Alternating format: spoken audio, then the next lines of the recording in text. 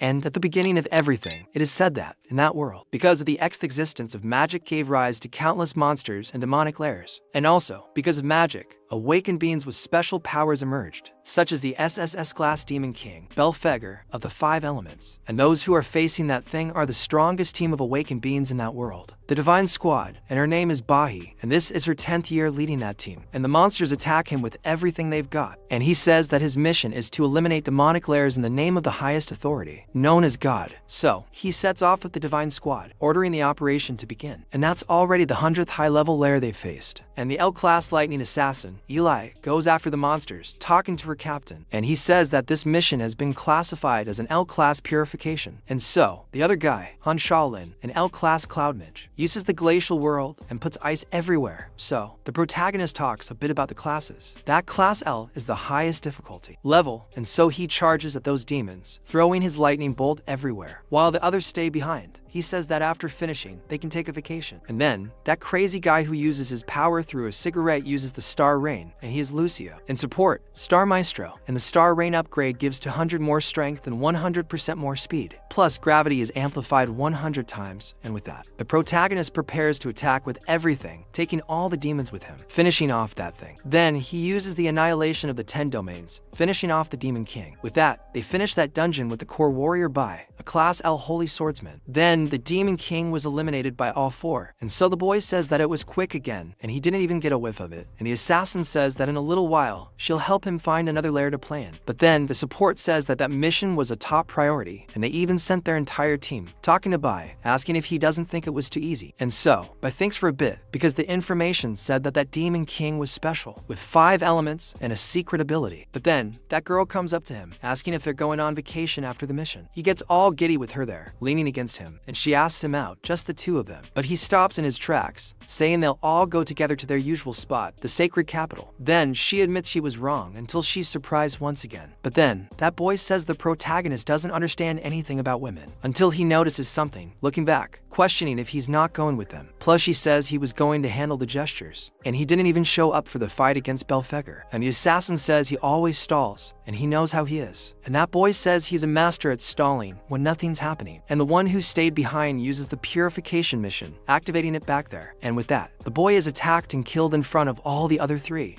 They shout Shaolin, but he says that this is the royal mission, which God entrusted to him. And so, the protagonist notes that his body isn't moving, and says that for the entire past month, his Kofi was poisoned with paralyzing powder. And that guy back there, who has the divine ability to bloom Forbidden Tomb, begins to raise all the roots there. And he says that to kill the strongest of humanity, he had to make sure everything would be perfect. Ibai questions what he's been doing, wondering if he's crazy. And the assassin also asks what he's talking about. And the effect of her ability causes the enemy to faint and lose all defense for a while. And that guy says that this is God's will, the S-class purification mission to eliminate the Divine Squad. Then he calls Riley and Lucian, squeezing them so he can kill them, tearing them apart in front of Ibai. And seeing his companions being killed, he's powerless to do anything. Watching that scene, asking why he needs to kill them. Because the Divine Squad never crossed the line, asking which God, but what right, had ordered this, and why they would do this to all of them. And so, that guy kneels, talking to the captain, saying that he remains very naive. And so he disappears, going to Bahia, sticking his hand in the boy's abdomen, saying that God wants them dead, asking if he really needs a reason, wiping out the entire Divine Squad in one fell swoop. But then, he questions whether they weren't partners, since after more than 10 years together, they were practically family. However, that assassin questions whether he was his partner and whether they were family, asking if he still hasn't understood that he was the one who received this mission. And on the day they met, God was already moving the pieces. Then he says that they were always just pawns, killing Bahia and throwing him to the ground. And he says that he pretended all this time just to gain their trust. And in truth, he also found it quite disgusting. And so he aims his finger and finishes off Bahia with a bullet to the middle of his head, leaving him completely dead there. And he says to himself that on May 22nd, 2125, the death of all members of the Class L purification mission was confirmed. And it was completed. He will finally be able to take that vacation. But before all his life is extinguished from his body, Bahia is still able to move. And so he begins to speak with God, who proposes making a deal with the boy. And he appears in another place and wonders what this place is, where he is tied up. Then, God speaks to him, appearing behind the protagonist in a way that looks more like the devil. Then he looks back, frightened, and asks if he is Belphegor. Despite his fears, he did not die. And he almost threw the boy to hell, because a Class S demon king wouldn't die that easily. And that's his spiritual space. Then he says that the entire kingdom of Nehi is his true life essence. But after explaining a bit, he says enough talk, and they need to get straight to the point. She can't seem to sense it. He's also full of hatred and wants to make a deal with the boy. And his secret ability is called Return to Life, and it allows him to go back to the past, giving him the chance to correct and change everything, asking if he doesn't want that. And so, he remembers all his friends who died because of that traitor, remembering all the time he spent with them. And so, he dies of hatred for that madman Dread, remembering the horrible death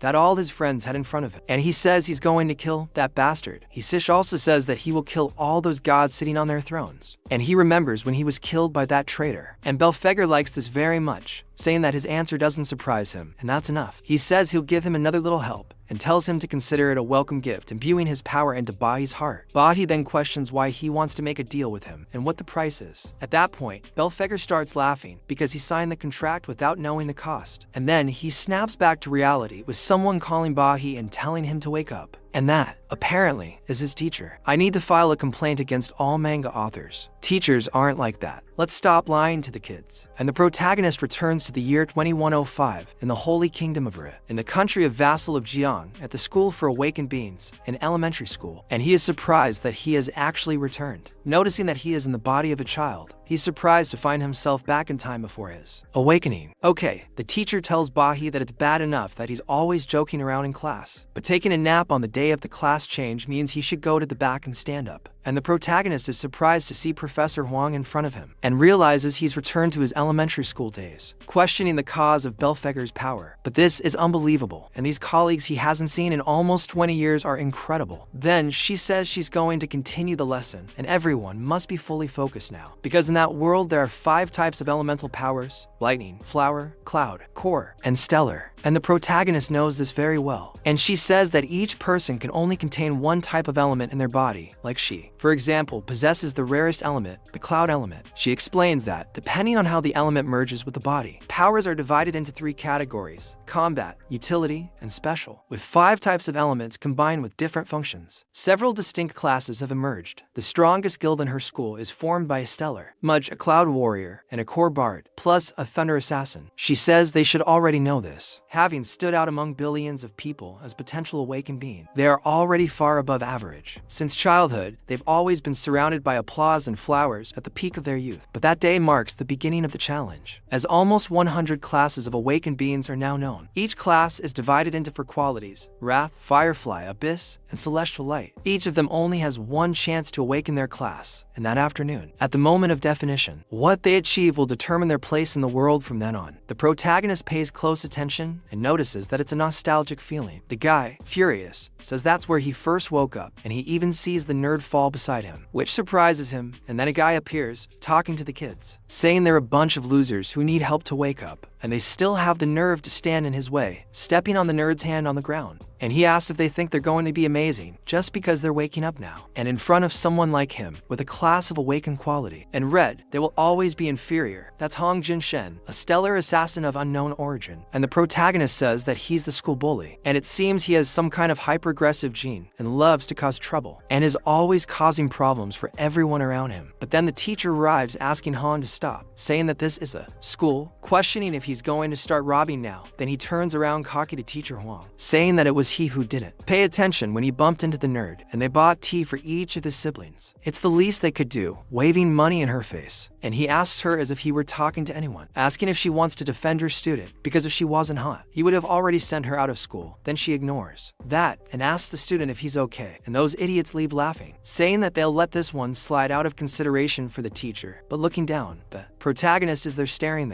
and that bully pulls the kid by the shoulder, pulling him away, and telling him to get out of there, saying that they'll come back later to see those kids embarrass themselves. But then the nerd starts apologizing to the teacher, saying it was all his fault. But she says he didn't do anything wrong. The protagonist thinks that Professor Huang has a sharp tongue but a soft heart, and that she helped him a lot after he awakened in his past life. So they talk to the teacher, calling her, saying it's their class's turn to enter the awakening room. She speaks to everyone, because during the awakening process, it's essential to remain calm to avoid getting hurt. The protagonist says there are two known ways to awaken. One is natural awakening, as happened with Hong, Jin, and Shen, which usually occurs with people who have a great constitution and talent. At some point of extreme emotion, the awakening happens on its own. The other way is through the awakening space room, a product of the intelligence of numerous scientists, and inside, the person's adrenaline and emotions are intensified to the maximum. This induces awakening among potential candidates, and one of them already gains the Cormage class. The protagonist says that each person can only awaken once, and it's random, and he leaves there overjoyed that he won the blue class match. Then the teacher says that he did very well, telling him to rest there, as he must be exhausted. The protagonist thinks that this is why the class change is also seen as the only chance to change destiny. Then Bahia is next, and she tells him to enter and pay attention and no distractions like in class, telling him to really concentrate. He says that's fine, because in a past life he awakened as a class E, core warrior, a class of quality for him. He suffered a lot of bullying because of this, but only later did he reach S level, awakening the rarest form, and he believes his body possesses the core element. So, which class will he awaken this time? And so, when he enters there, several other class cards gather on him, but then an error is detected in the awakening system, and the boy manages to release 5 elements at once, and questions what is happening, because the heat in his body is strange, and thus the infinite awakening system is activated, and then the protagonist's power chart.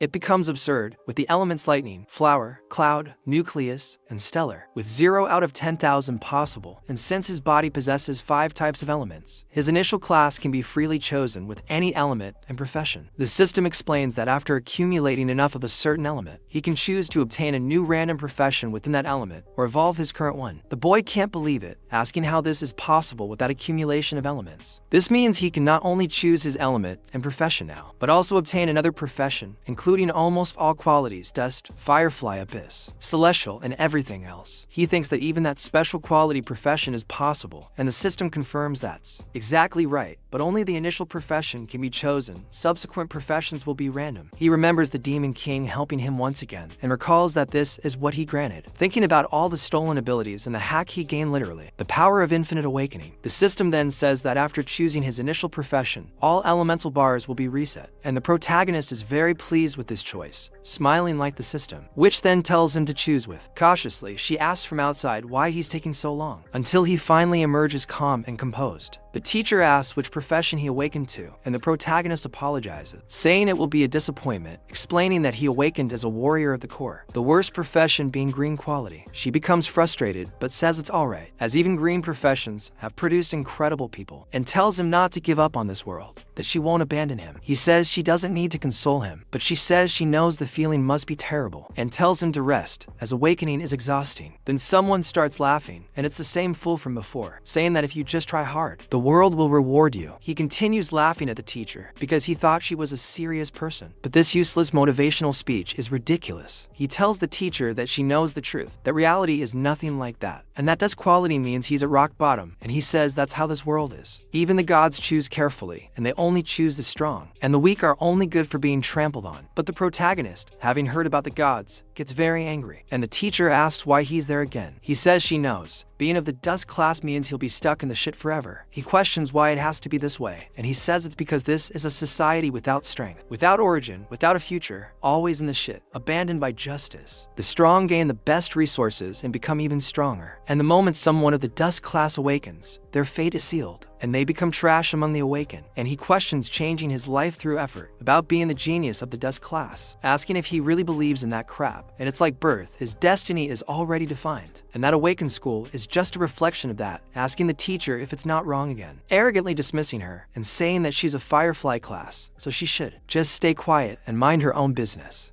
And stay quiet and be just another dead weight there at school. And he says that those in the dust class should go home and stop wasting public resources, grabbing that cup to throw at the protagonist's head. But he simply grabs the cup from underneath and smashes it near the idiot's face. Then he asks what the boy is doing, and the protagonist simply says that he's just talking nonsense nonstop, and he likes it, wanting to attack the boy with everything he's got, cursing him. But while he tries to attack the teacher, he tries to stop that crazy guy. But he gets close enough to hit the protagonist's face, but then he also summons something using taking his mana and using a block with a sword and a shield, stopping the attack of that fool, and at that point he doesn't understand anything until he's thrown back with the protagonist using matter perception, throwing that teapot backwards with all his might, and he falls crashing there, traveling an incredible distance from the boy, and starts bleeding. And when he tries to get up, he asks what the hell happened to that boy and everyone. They question what that was all about and how he did it besides what's happening now. And the protagonist says that this was the profession he chose, warrior of the Nakuro, and he already has a light sword with attack 20, dodge 20, and he says he's just used to it, and that's all. Then the bully gets up again, saying that he was lucky to dodge that, and his class is a rare abyss level, and he's just low-level trash. But the teacher denies that, because just now, that wasn't luck. He used that elite technique exclusive to warriors, matter perception, and it blocks damage at the moment of greatest impact in 0.9 seconds, faster than human reaction. It reflects the damage back, and she says that her teacher couldn't master that, not even after 10 years of training, and that boy who just awakened now, without any combat experience, managed to do that. She questions how the hell he was able to do it, and then that crazy guy asks if he's ready to die. Pulling the his star assassin dagger, which grants plus 30 attack and plus 30 speed, is about to attack the protagonist. The protagonist says that trash like him will crawl in front of everyone, and the protagonist says that choosing the weakest class is clearly for a reason, because defining someone's future, life, and death based solely on their birth is a mistake they'll only realize years later. Everyone wonders if he should fight face to face, and they say that using awakened powers to duel at school is forbidden. Plus, there are many people watching now. They also mention that Hong's father is a bigwig in the government, and his uncle is the school principal. But Bahia comes from a poor family with no influence, and if he falls for that provocation and retaliates, he could be expelled from school. And the nerd asks the teacher what they're going to do, but she doesn't know what to do. Still, she goes between the two, saying that they've just awakened and could be battle companions in the future, and that they shouldn't act impulsively. She asks if they should simply forget about it, but Hong asked what kind of joke that is, since that wretched woman just provoked him to the face. He asks if she really wants him to let it go, saying that even if he knelt down,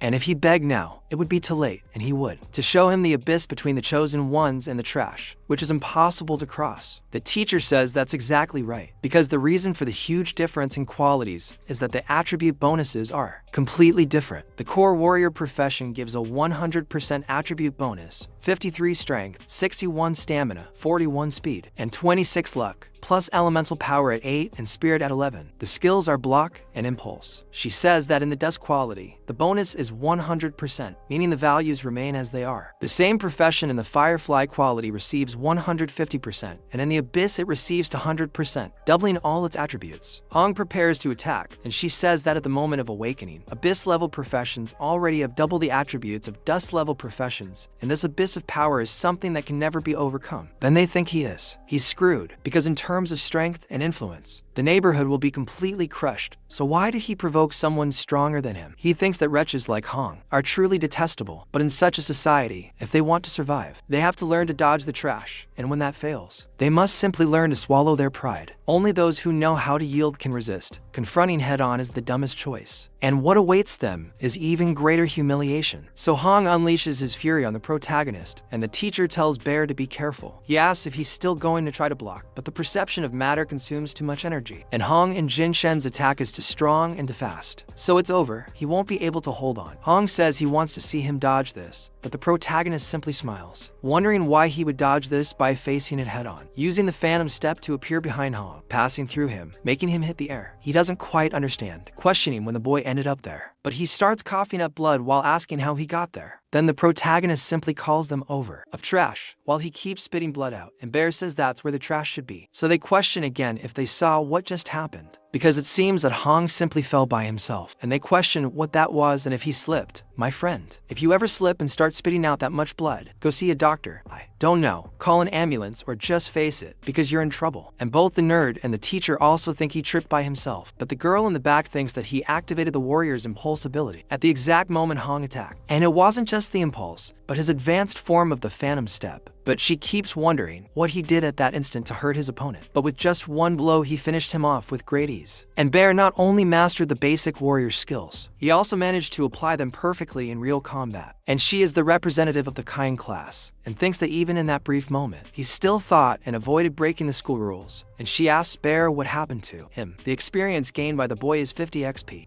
and the elemental accumulation, which is defeating the enemy of the stellar element class E, is worth 50 stellar element points, and the protagonist says that as he suspected, fighting using his profession yields experience, and defeating the enemy of a certain element gives points at the same time, but 50 is very little. He will have to clear some stomach creatures soon appear. But then the crazy Hong starts to get up, telling the protagonist not to even think about running away, grabbing his dagger, and saying he's going to kill the boy. But then the director of the Hong Yang Awaken School arrives, saying that's enough, asking if Hong hasn't already embarrassed himself enough. He notices his uncle. The protagonist sees that it's him and says that everyone is exhausted from today's awakenings. No more scenes, it's the weekend and they should go home to rest. He tells them to tell their parents what profession they awaken, and the protagonist thinks it's time to go home. For some reason, he's quite surprised to remember he has to go home, and the director looks at him, asking if he knows the school has very strict rules. The protagonist thinks he just returned to the past and it took him a while to react. And since he went back 20 years, that means everyone is still alive. And he goes crazy because on the day of the awakening, May 22nd, 2175, something else also happened, and he wonders how he could have forgotten, since that was the most important thing, and he storms off, leaving the principal talking to himself. Not liking what the boy did at all, he speaks to the teacher, telling her to control her student, saying he'll pretend nothing happened today and let it pass, and she can only apologize. But sometime later, he takes his nephew to his office, and Hong says that brat, if he hadn't been lucky, would never have lost to him. But then his uncle says that's nonsense, asking if he knows what that kid did to him, and says that the instant he approached, he activated the advanced skill, Phantom Step. But even more impressively, before moving in that fraction of a second, he aimed at the weakest point of his body and hit with precision, breaking through all his defense. And the whole thing was done only with basic warrior skills. But even with 15 years of war behind him, he doubts that he could use everything with such perfection, because the protagonist simply struck him in the neck with the hilt of his sword to avoid killing him, and he tells Hong that his fight looks like a professional gamer humiliating a child with a pathetic max level account, and that the boy is nothing like he imagines. Meanwhile, the protagonist runs through the streets like a madman, saying that if there's anything he has to do after returning, besides revenge, it's that arriving home with a bang. But then he remembers what happened, arriving home to find all his family dead and a murderer there. When he gets there, he thinks that even if it kills him, he has to stop what's going to happen. And so, in more than 2105, at 6 and 7, the protagonist's father and wife were at home, going about their normal daily lives, and the protagonist arrives. But they find it strange that he's already back. They say he left school very early today, and his mother sees him through the window, and he's touched to see her, and says it's good that she's still alive. As he goes closer to her, she starts using sign language, saying she made his favorite spicy pasta, and he almost cries seeing this, saying he wants to eat fish. Then she asks if tomorrow is okay, because she prepared some spicy pasta, and they're going to eat it that day. And the protagonist agrees, saying he's very hungry today. And she says he's hopeless, and goes to get something. He says he'll go with her, but his father says his mother can go alone, asking what the problem is. Since he comes home, without even greeting his father, he asks if today isn't the day of his awakening and speaks to him, asking him to tell him the good news, grabbing a beer. Here he is a Class C warrior, with a 400% attribute bonus. As soon as I laid eyes on him, I had a bad feeling, and I didn't want to believe it, but the bad feeling ended up coming true. He says he came home early from work just to celebrate with him, but the protagonist says it's a shame because he didn't awaken today. He says the weather didn't cooperate that day, and the awakening process took too long, and they didn't even have a chance to do it. Then he asks why he came back so early, because the son of the great law awoke with the class of firefly quality, and like father, like son, both useless. And like his son, at the very least he had to awaken a quality of abyss, and in his time, without any support, he awoke with an abyss. He works incredibly hard to support him, and put everything into the boy. Then he asks him what his profession is, putting on a terrible show of arrogance towards his own son, trying to intimidate him. But the protagonist continues to say that he hasn't awakened yet, but his father breaks that beer bottle over the boy's head, saying that he's does class, because he pretends to study so diligently at school and awakens a garbage profession of dust quality, asking if he wants to embarrass him, and the protagonist says that he needs his father. And awaken one. He's a violent man who doesn't know how to control his emotions, and you can really see that, because he kicks the protagonist in the face, throwing him far away.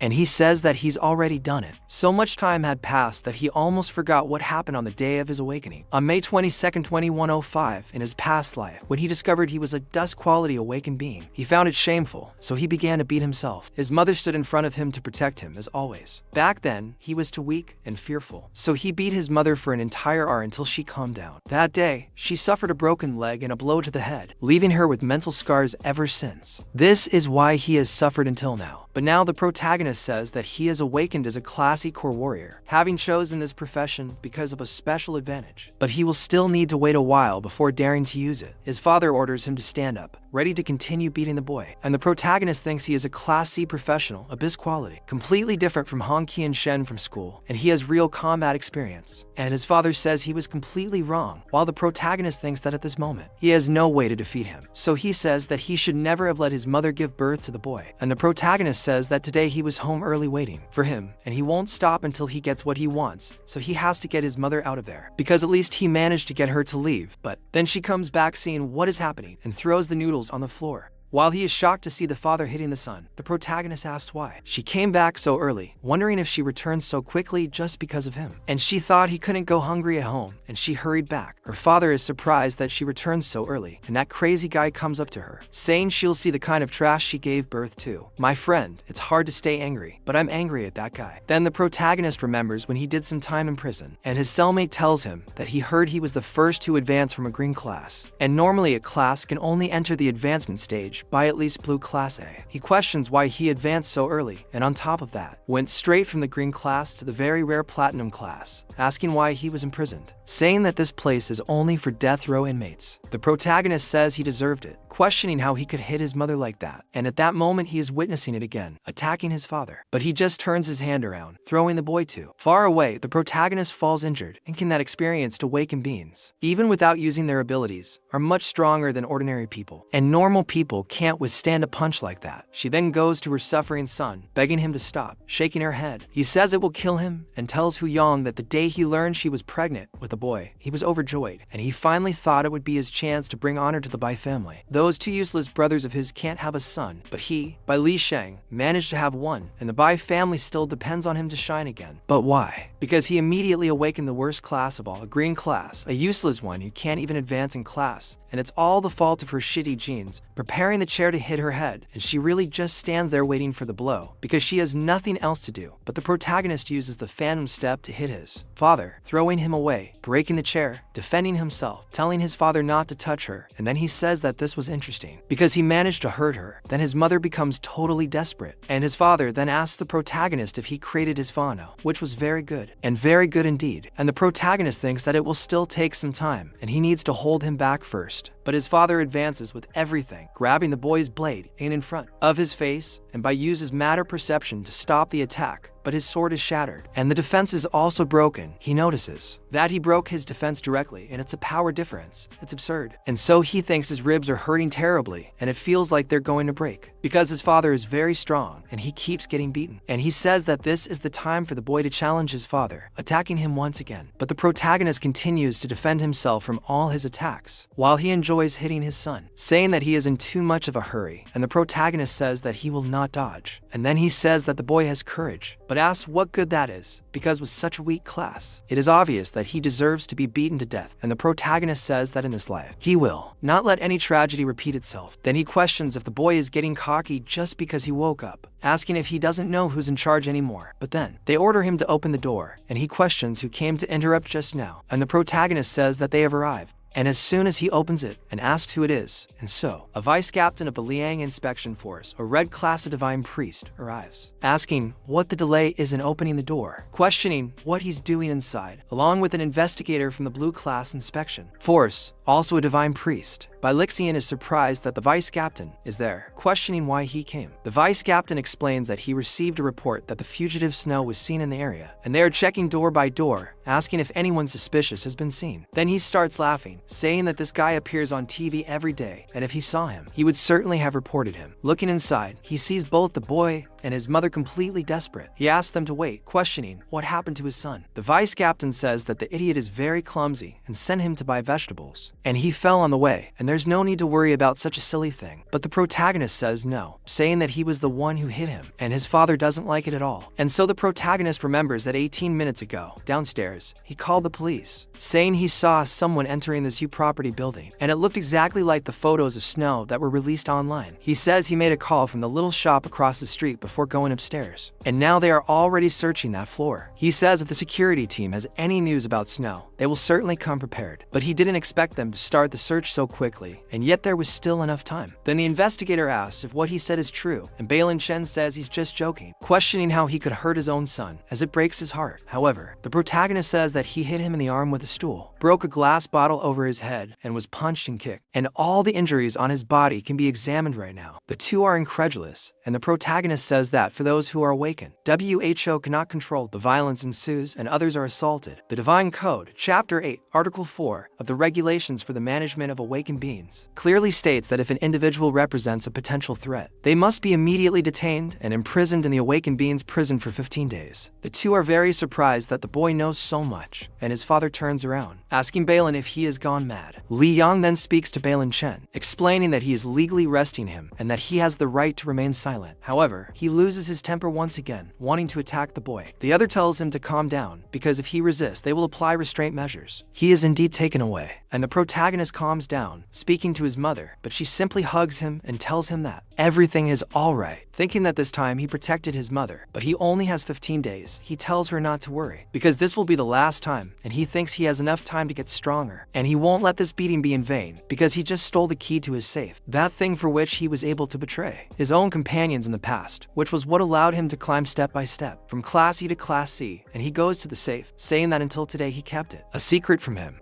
And in his past life, he only knew of its existence after he died, and with him, perhaps he could explore a demonic lair alone. Currently, only demonic lairs serve to level up, but all current lairs are under the control of the Divine Squad, and you can only enter if you are part of a guild. The only lairs he can access now are those managed by the school, and also the hidden lair, which he knew from his past life. The hidden lair has a secret recommended level and difficulty. He arrives there, saying he needs to get stronger as quickly as possible and surpass everyone. It is said that the demonic lair is a place inhabited by monsters, and awakened beings enter to fight and gain experience, increasing their power and level. The awakened levels are E, D, C, B, and A. On that same day, the 22nd and 2nd, in the inspection team's detention room, they say that this time the entire security team was alerted, and even the vice captain was immobilized. In the end, they found nothing, questioning whether it was an alarm. Whether it's real or not, they can't let their guard down, they can't get involved rebelliously, and if snow is really in their county on the squad's anniversary, it'll be a scandal. One of them says he heard the captain will be returning earlier this time, and they say that if it's not something, they should discuss it. But then Bai Li Shin speaks to the vice captain, asking him to give him a break, saying it was the first time, and he swears he won't do it again. He says he heard his wife is about to give birth, and he has a friend who manages the best postpartum center in the whole county, Zuxi. But the vice captain questions if he's trying to bribe the inspection team, saying he used to be a guild member, asking if he remembers. Then when he got to that point, Bai Li Shin is lost, and the boy says that being caught for bribery doesn't just end in detention, and tells him to rest, because tomorrow he'll be transferred to the prison of the Awaken, and sends he only keeps his head down for a while. But then he continues with a lot of hatred for Bai, and so the protagonist says that in 15 days he will get out of prison, and until then he needs to get stronger as fast as he can. And the demonic lairs are his only option now, and they can appear anywhere, and are parallel dimensions to his world. And you enter through a portal that appears out of nowhere, and as soon as they are discovered, the guild usually sets up a garrison in them, and it is said that they contain a large quantity of demonic beasts and demonic ores. And so the level increases with those ores, as they are the best choice for the awakened to evolve their abilities. But the problem is that they are extremely dangerous, and normally you only enter with a team after an official inspection. And in his past life, this demonic lair only appeared in the news 5 years later, and it had been abandoned for too long without ever being detected, and it was only discovered when the demon clan invaded the human world. And he says that a Class F lair normally requires 3 Class E awakened beings, and where Class E requires a team of 5 people with 3 Class E and 2 Class D. And so, considering the current date, there's a 90% chance that lair is a Class F lair, and it's also the lowest level hidden lair he has access to so far. The entrance to the undiscovered dungeon opens in front of the boy, and he says that there's a bit of danger there, and you need a team with a variety of elements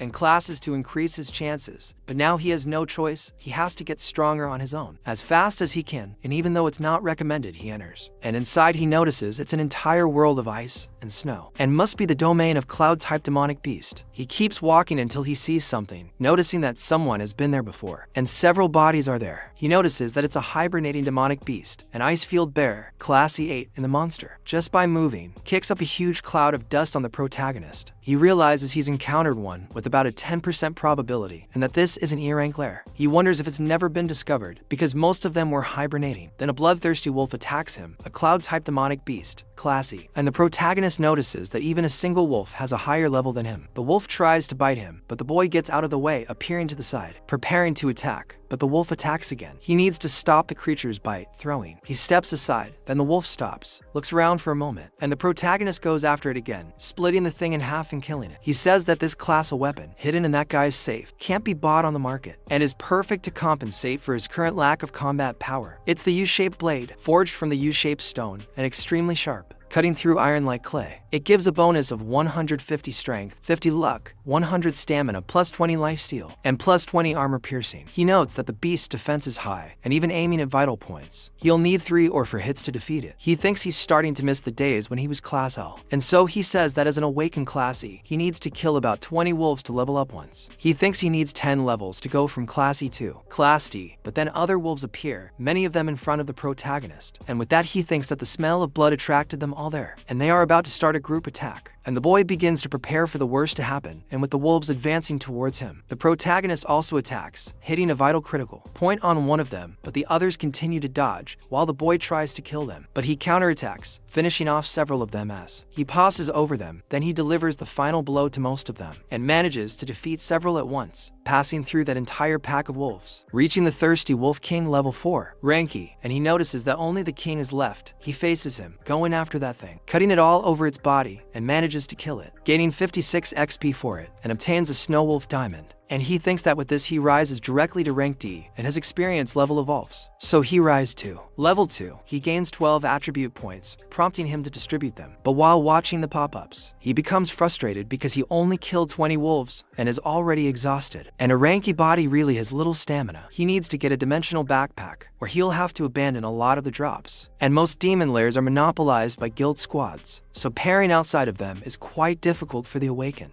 And so he also gets that diamond, which gives 10 yuan on the market. And he says that to access high-level demon lairs, joining the Divine Squad is the only option. And the Awakened schools are managed by guild squads and serve as a talent sieve for their teams. And most students dream of graduating with excellence and being chosen by a guild. But being expelled from a squad can mean never evolving again. He was stuck forever at rank C after being expelled from his squad. Farming solo is still too slow, and it's too cold there. The longer he stays, the more energy he spends, so he must hurry with the wolves attacking him. And he runs into a forest, cutting down trees there, throwing them in the wolves' path, hindering their passage, until he also comes face to face with a huge snake, which provokes those wolves. So he takes advantage of this, because he wants to finish off all those monsters at once, gathering them together. But then something happens. A thunderous noise comes from the side. He sees the Icefield Bear, a level 8 ranky cloud beast, and its current state is enraged. It attacks targets irrationally, dealing an additional 20% damage. The protagonist thinks the bear has finally entered its enraged mode and will attack anything in its path, killing monsters for the protagonist while he just finishes things off, gaining free XP and many items. He says he just needs to dodge and take advantage of openings, and with that, he farms solo beautifully, everything in front of him. He thinks that even if ranky beasts are ferocious at heart, they're stupid, and that bear attracted all the attention. He saved a lot of energy, but to gain XP, he needs to land the final blow. So he takes advantage and thinks that even with the bear's help, it's tiring, and it's time to move on to the next stage. He says that with so much destruction, this place is at its limit, and he looks down, preparing to attack the ground. The monsters rush towards him, and he plants his dagger in the ground beneath him. He says he was carefully observing the environment during the fight, and that this isn't a frozen lake, but an ice bridge suspended between two mountains. As the monsters fall, he calmly kills them all, defeating everything that falls and gaining XP in the process. He then rises to rank E, gaining 12 attribute points and acquiring many items. He says that with this, most of the monsters are gone, and only a few remain. He says he will use his remaining energy to finish off the rest, thinking this is the fastest way to fight. He also obtains the title of 1 against 100, and when he faces multiple enemies at the same time, all of his attributes increase by 10%, and he thinks that from the beginning. Something intrigued him, because every demonic raven has a final boss, which in a ranky raven or boss should be a brutal Lion King type and a 10, and with all that noise, he should have woken up, wondering why he hasn't appeared yet, and the monsters go after him, but he senses something, noticing that it's ice magic. However, he thinks he misunderstood. That thing wasn't sleeping, he was just waiting for the right moment to attack, waiting for him to tire and get there. So he freezes the monsters that were going after the protagonist, trying to freeze him too, and he says it's an inescapable trap, terrified of it. And then his leg is frozen while he tries to run, and the boy feels that he's in trouble at the edge of the abyss, and even the ice bridge was a trap, and all he needed to do was appear at the end and collect the rewards. In this, Low-level Corvi really did have a boss, and the boss is in front of him, a sentient boss, level 11. Rank D, a cloud-type demonic sorcerer, boss of the demonic Corvi, lord of the frozen forest. Other rank E demons, level 10, also appear, 2 of them of the frozen forest demonic monkey type. And the protagonist, seeing this, realizes he's in trouble because that mage is smiling at him and he's in a very bad situation now. On Saturday, May 23, 2105, at 10 a.m., inside the hidden maniac's lair of rank F, the protagonist is frozen along with the other monsters in front of the bosses of that place. He is completely frozen, and if it continues like this, his body will lose all its heat. One of the monsters raises its finger towards the protagonist, throwing him from the monkeys onto him. He thinks his only choice is to try to react, and when the monster gets close enough, he breaks the ice and uses his block, returning with matter perception, attacking that thing, but also getting badly injured. He says that his only option is to use all his energy to break the ice, but this will consume an absurd amount of stamina. He uses the rupture, which causes the awakened one to use all their energy to try to instantly break free from a state of control and consumes a large amount of their stamina. He says it will take time to conjure such powerful magic again, and he has to defeat him before that. Then, that mage continues to pursue the protagonist's life, and this time, he thaws the other monsters to help him, and the protagonist sees that things are going badly because the bear from the ice field has returned, and he says that the core type is naturally weak against the cloud type, and with the vigor he has left, it will be difficult to deal with just those 2 monkeys. But there are still other huge monsters around, and if more appear, things will get really bad. Then, one of the monkeys lunges at him, and he needs to stop that club with just his little dagger, and he thinks his chances of victory are 0, and the monsters, being coordinated, attack the protagonist using joint attacks, but the boy manages to jump back, so he thinks it's no use, because he can't use much more strength, and that bear lunges at him again, while the protagonist sees that things are going badly, and receives that kick, and is thrown back. Then he notices that the environment is too cold, and his stamina is almost gone. Everything is going wrong for him, and that mage continues to summon even more spells to mess with the protagonist. This time, he uses Ice Storm, and Bahi is surprised that the cooldown of his ability is so fast. But he ends up noticing something. In his past life, he faced all kinds of difficult situations, and through those repeated challenges, he developed a perception to recognize opportunities. But now he only has 2 options. The first option is to stay there and continue fighting, even with his stamina at its limit. And even if he withstands all the damage and continues to face several high-level demonic beasts, his chance of survival is still 0. His second option is simply to turn around and run, but then the mage freezes the boy's legs. However, since he was already high up, he still manages to fall, escaping those monsters. As he falls, close to the ground, he begins to prepare to use his magic to break the ice. At home, his mother is unconcerned, thinking the boy is just sleeping in because it's the weekend. But upon entering his room, she's startled to find the bed empty, with only a note left by him. She reads the note, suspecting something is amiss. If he were truly going to a friend's house, he would have told her directly and wouldn't have needed a note. She thinks about her little one and begins to question what's happening to him, wondering why he has this uneasy feeling since he arrived home the previous day. Meanwhile, the protagonist, deep within the dungeon, reflects on how nearly 100 demonic beasts fell when the ice bridge broke. However, he remembers that he only leveled up 3 times, meaning about 60 beasts were eliminated, leaving 40 demonic beasts alive. At the bottom of the cliff, there must be a river. So the second option was his only chance of survival. But breaking the ice again consumed almost all his strength. He starts to suffer from various status effects, hypothermia, bleeding, and also the weakened status. He says that, in addition, falling into a river from that height caused a lot of damage to his body, questioning if he has reached his limit. At that moment, the monster comes towards him, ready to eat the protagonist. This monster is Mr. Glacial, a level 9 beast from the Tibinu, and the protagonist is in the worst possible situation. But then he starts to remember his past, and they talk to the brat. He came back and didn't even invite him for a drink. The assassin also talks to Bahi, asking him for a hug, and the little boy talks to him too, asking how about they sneak out at night and eat some rice with liver. Lucian also talks to Bahi, asking what those dice there mean, asking him to give her a. Immediately, his mother asks if his head wound is hurting a lot, and the boy remembers everything, including that wizard, and to complete his wretched state, he remembers his father sending him to hell, along with the murderer he betrayed, and several other people who despise him. They tell him he has reached his limit, and he says he won't accept having limits if he can't have them. He says any regrets from his past life will end in that life, and then he gets up. He grabs the wolf's fangs and swears he won't let it happen again, saying he's already lost everything once, and died once too, and that's why he'll never die again. He throws the wolf into the air, breaking its fangs with a single kick, sending the monster flying. He then rises again, summoning another aura around his body, and reveals that only in a life or death situation can one force a class advancement. He then advances, saying that he enters a demonic lair alone, attracts monsters, and throws himself in.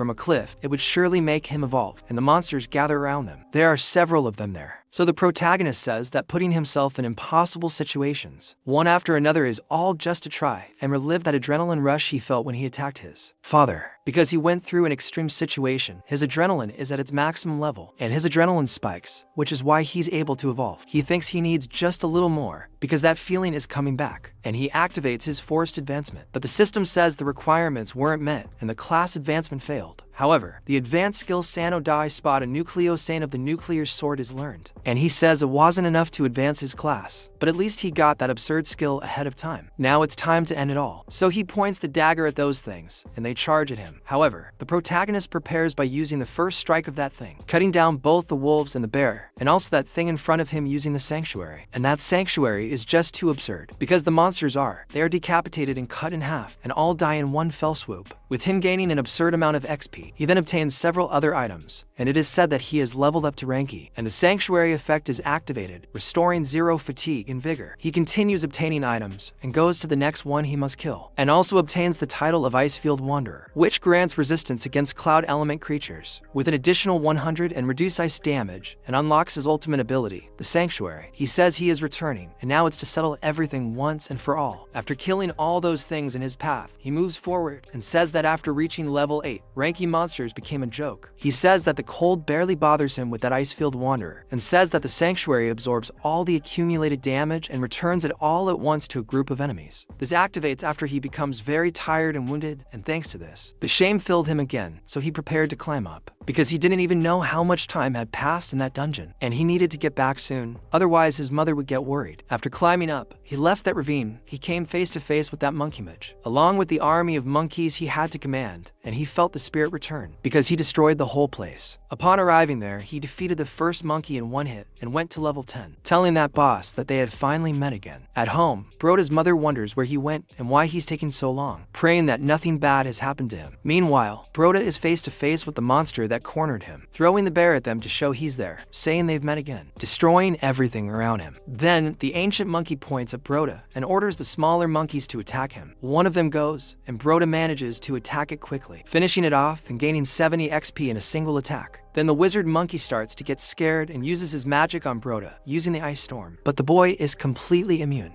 That passes through the power of magic, and it is said that the effect of resistance, the cloud-type element, is activated, and the freeze is successfully reduced. Then, when he goes after that thing, he takes a kind of staff from his bag to attack the creature, along with the remaining monkeys. He says that if he finishes it off, he will reach the goddess rank in the Phantom Step, going after the monkey and tearing off its hand in one go. He begins to feel fear at having his arm ripped off. When he sees the blood flying, he manages to follow the creature with his eyes, but Bai simply says goodbye to it, completely chopping it up. Then he successfully defeats the level 11 demon sorcerer, the Lord of the Frozen Forest, gaining 1,000 experience points. With this, he advances to the core warrior rank, D, and gains 12 more attribute points. The items are ready to be collected, but then something starts to tremble near him. It is said that enough cloud-type elemental energy has accumulated, and a new profession is about to awaken. He says that he fought for so long that he forgot about it, that he could accumulate elemental energy of other types, so he starts acquiring another profession, and the profession he gets is cloud-type mage, rank E, level 1, and he can change professions at any time. He's surprised that he got a red profession, because even though it's only rank E, being red gives him a 200% bonus, and his attributes are already almost at the same level as his rank D warrior class. So, the mage weapon in front of him is the magic stone, rank D plus 40, and spiritual power plus 40 as well, and it expands the range by more than 50%, along with the rank D magic pouch, which can store up to 20 items. The monkeys are there, surprised that the boy simply bent down to pick up those items. And when he picks them up, he thinks that since that's the case, there are still some worms left, and he'll take the opportunity to test these new powers. He successfully switches to cloud-type mage quickly, invoking his power, saying that they'll see how this new profession, which he's never used before, works. And so, on May 24th, Sunday, at 5 a.m., the protagonist's mother is very sad, terrified that the boy won't show up at all until he opens the door, surprising her. She jumps up, and he apologizes to his mother for taking so long, but she just runs to him and hugs him. Then he asks if she's been waiting for him all this time and hasn't even eaten yet. He tells her he has a proposition, asking if she wants it or not, while she cries clinging to him. He calls his mother over so she can get out of the way, because they're going to leave him behind for good. He says he used that magic bag to take everything except essential weapons, and he also separated about 10 or more very valuable items. He's going to sell them to a guy who tries to scam him by offering 800 gold coins, but the protagonist says it's worth about 8,000, and he questions if he's joking, since a little stone like that is worth all that. But the boy takes the stone, telling him to accept it or not, and he's about to leave. But then the man tells him to wait, saying that he can't just throw out such an absurd price and walk away, saying he'll pay 2,000 for each one. But the protagonist says it's 5,000, and he tries 3,000, saying that's the maximum he can pay.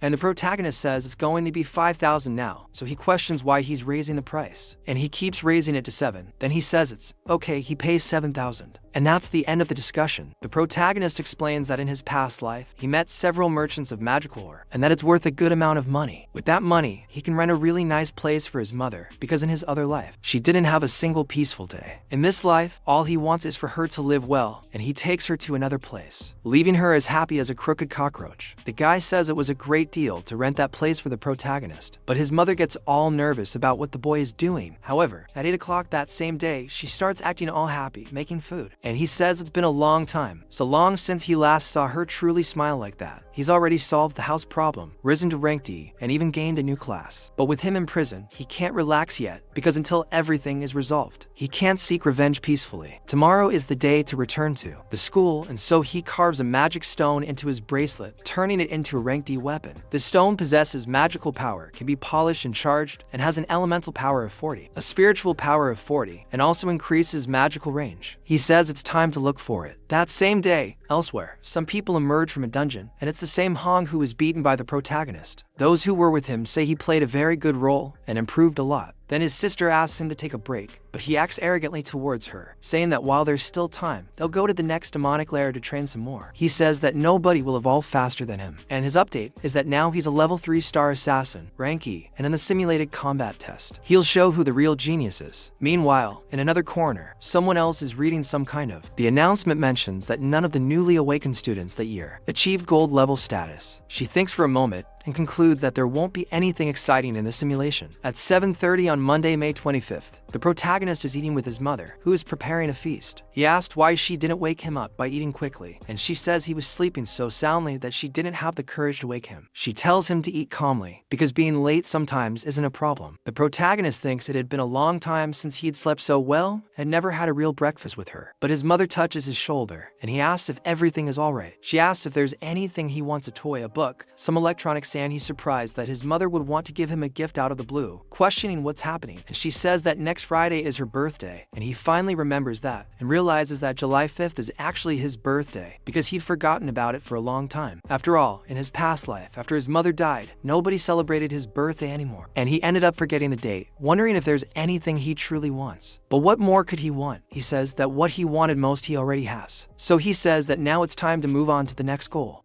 becoming completely serious, saying that he's going to finish him off, that traitor. And in that moment, at the School of the Awaken, a teacher speaks to all the candidates, saying he hopes they rested well over the weekend, that it's time for training to begin, the infernal simulated combat training, and everyone there must know the importance of simulated combat. He explains that his School of the Awaken is directly subordinate to the Divine Guild, and the Divine Guild will be watching their every move. The simulated combat is precisely the first stage where everyone performs after awakening, and this battle will be their final evaluation in high school. Yes, it will be broadcast live, and most importantly, whoever performs best in this fight will win the chance to participate in the training journey, along with the advanced high school students. The training journey is the fastest way to get closer to the Divine Guild, and the school gathers the best elementary and high school students to travel to the sacred country, to the Divine Guild's headquarters. The protagonist thinks about everything he said, remembering that it was there that he met his master, and also where that guy was born, but he and his master never got to meet. He only joined the team after him in the Divine Squad, and if he wants to find him, excel in that evaluation, and enter the training journey, that's the fastest way. But then, one of them says that the simulated combat is on Friday, and he's very nervous about it. The nerd asked if he heard that they're going into the demonic lair for testing. daunting, questioning if they'll really be able to handle it. But then, that teacher says that they're going to start the official training, and the first phase is physical conditioning, and that's the gravity room. Everyone starts with 10 sets of zigzag running, and everyone gets excited. However, the protagonist doesn't care much about that, and so he talks to the teacher, saying that he doesn't want to use that training room. Everyone looks at what Bahia is saying along with the teacher, and he says that he heard about the boy's disagreement with Hung Keen Shang over the weekend, but he sends the boy away. Don't think that just because he beat a red class professional, he can afford not to train. However, the protagonist says he wants to do more specific training, and the teacher is startled by this, questioning what he means and whether he's implying there's something wrong with his current training method. He says that physical preparation is important for almost all awakened beings, so there's nothing wrong with using the gravity room, but the round-trip run is only useful for classes that need speed and coordination, like warriors and assassins, and it's not necessary for everyone. Evil and conjurers, for example, benefit more from the elemental room training control over elemental power, and in fact, depending on each individual's attributes and habits, the focus of the training also changes, and the teacher, whose ego has been shattered, questions whether he's telling him how to do his job. The class representative acknowledges that the method he described is the same as what instructor Dong Yan of the Divine Squad suggested, but Mr. Dong Yan only spoke about it recently. If her father hadn't shown her that video, she wouldn't even know. And who would have thought that Bai would have the same idea as him? So the nerd talks to Bai, saying that even if he has his own ideas, he could at least consider the teacher's side, since he's the most respected trainer in the school. And he went and said it bluntly.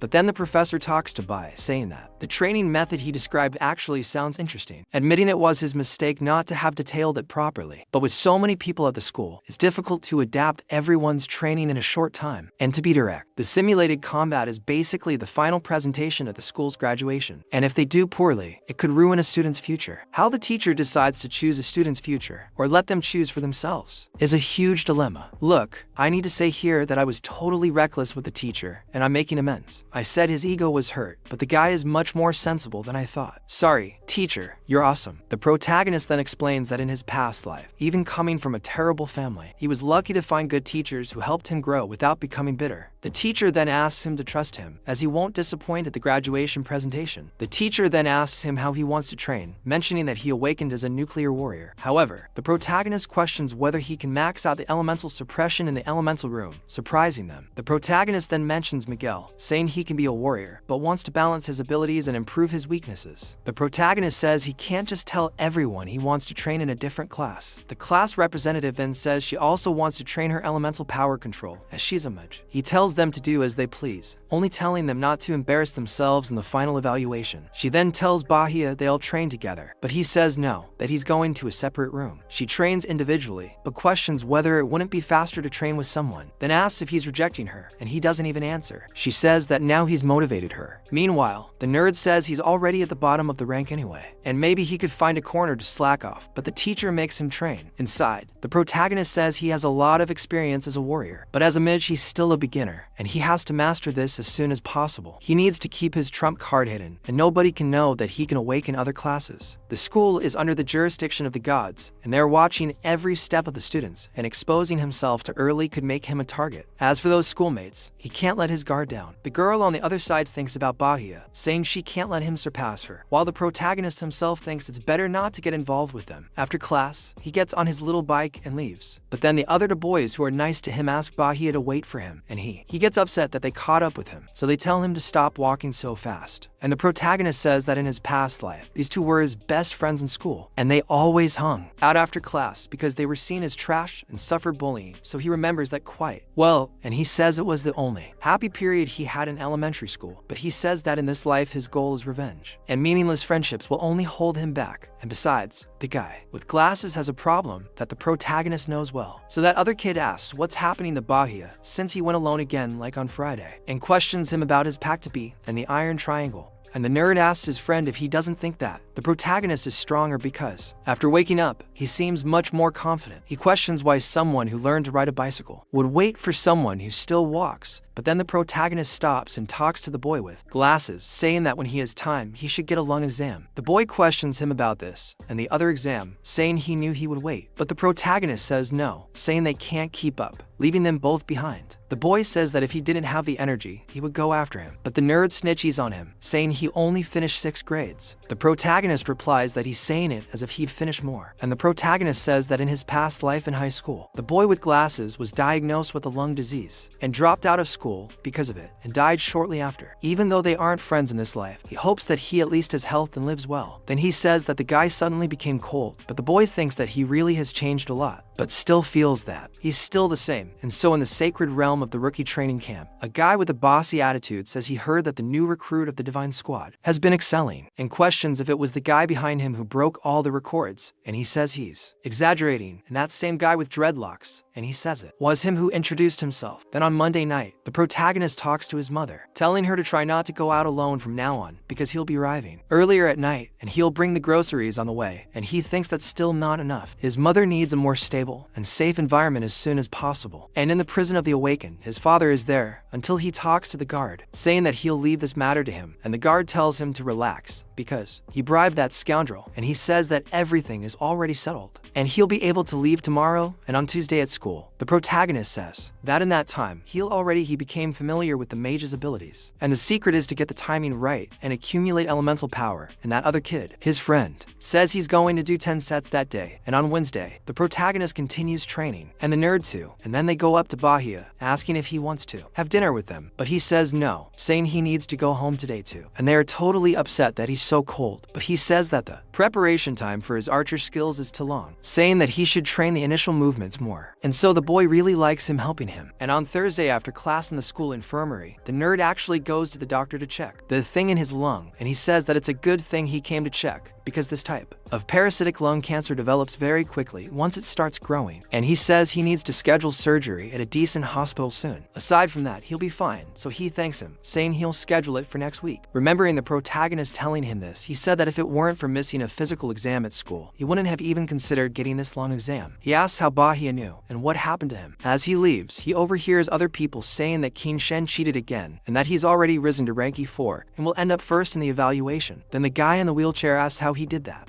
asking if you don't have to go to a dungeon to be able to climb. Bald guy asks if he doesn't know that his family has a private dungeon used only for training the family army. He questions if the others remember that guy who provoked him over the weekend, saying he's planning to teach him a lesson after class. They say they knew, because with his temperament, there was no way he could stay quiet after being humiliated like that. This time, he even brought weapons, and since it's outside of school, he's probably thinking of killing. The nerd runs to warn the protagonist as soon as possible about Hong's despicable plan. The nerd runs off, saying they knew they shouldn't have messed with that bastard, and he needs to help the neighborhood, because outside of school, he'll definitely try to do something, and he might even gather a bunch of people to beat the boy up, but he questions what good it would do if he went, since he's just a green bard and doesn't even have attack skills. That maybe the neighborhood could handle him alone, and he couldn't either. Why go there and confront Hong? After all, when he crosses paths with people like that, his rule is to stay far away. But then he thinks that the neighborhood saved him, and it was the neighborhood that gave him back his life, and even if he dies, he needs to save his brother. So he grabs a gun, asking the neighborhood to wait, but then questions why he broke into the armory. With the class representative entering, she questions what happened and why all the rush, and he says he needs to go save the neighborhood, and she doesn't quite understand. Meanwhile, the protagonist is on his little bicycle riding down a completely strange alley. He already knew they were playing his model's trick, telling that person to leave, saying that he's been following him since he left school, asking what he wants. Then Hong leaves, saying he's there to settle scores from last weekend, of course. Then the protagonist asks if he thinks he can win now, and he says of course, because he's been training all this time. Precisely to be able to do that, he uses the backstab,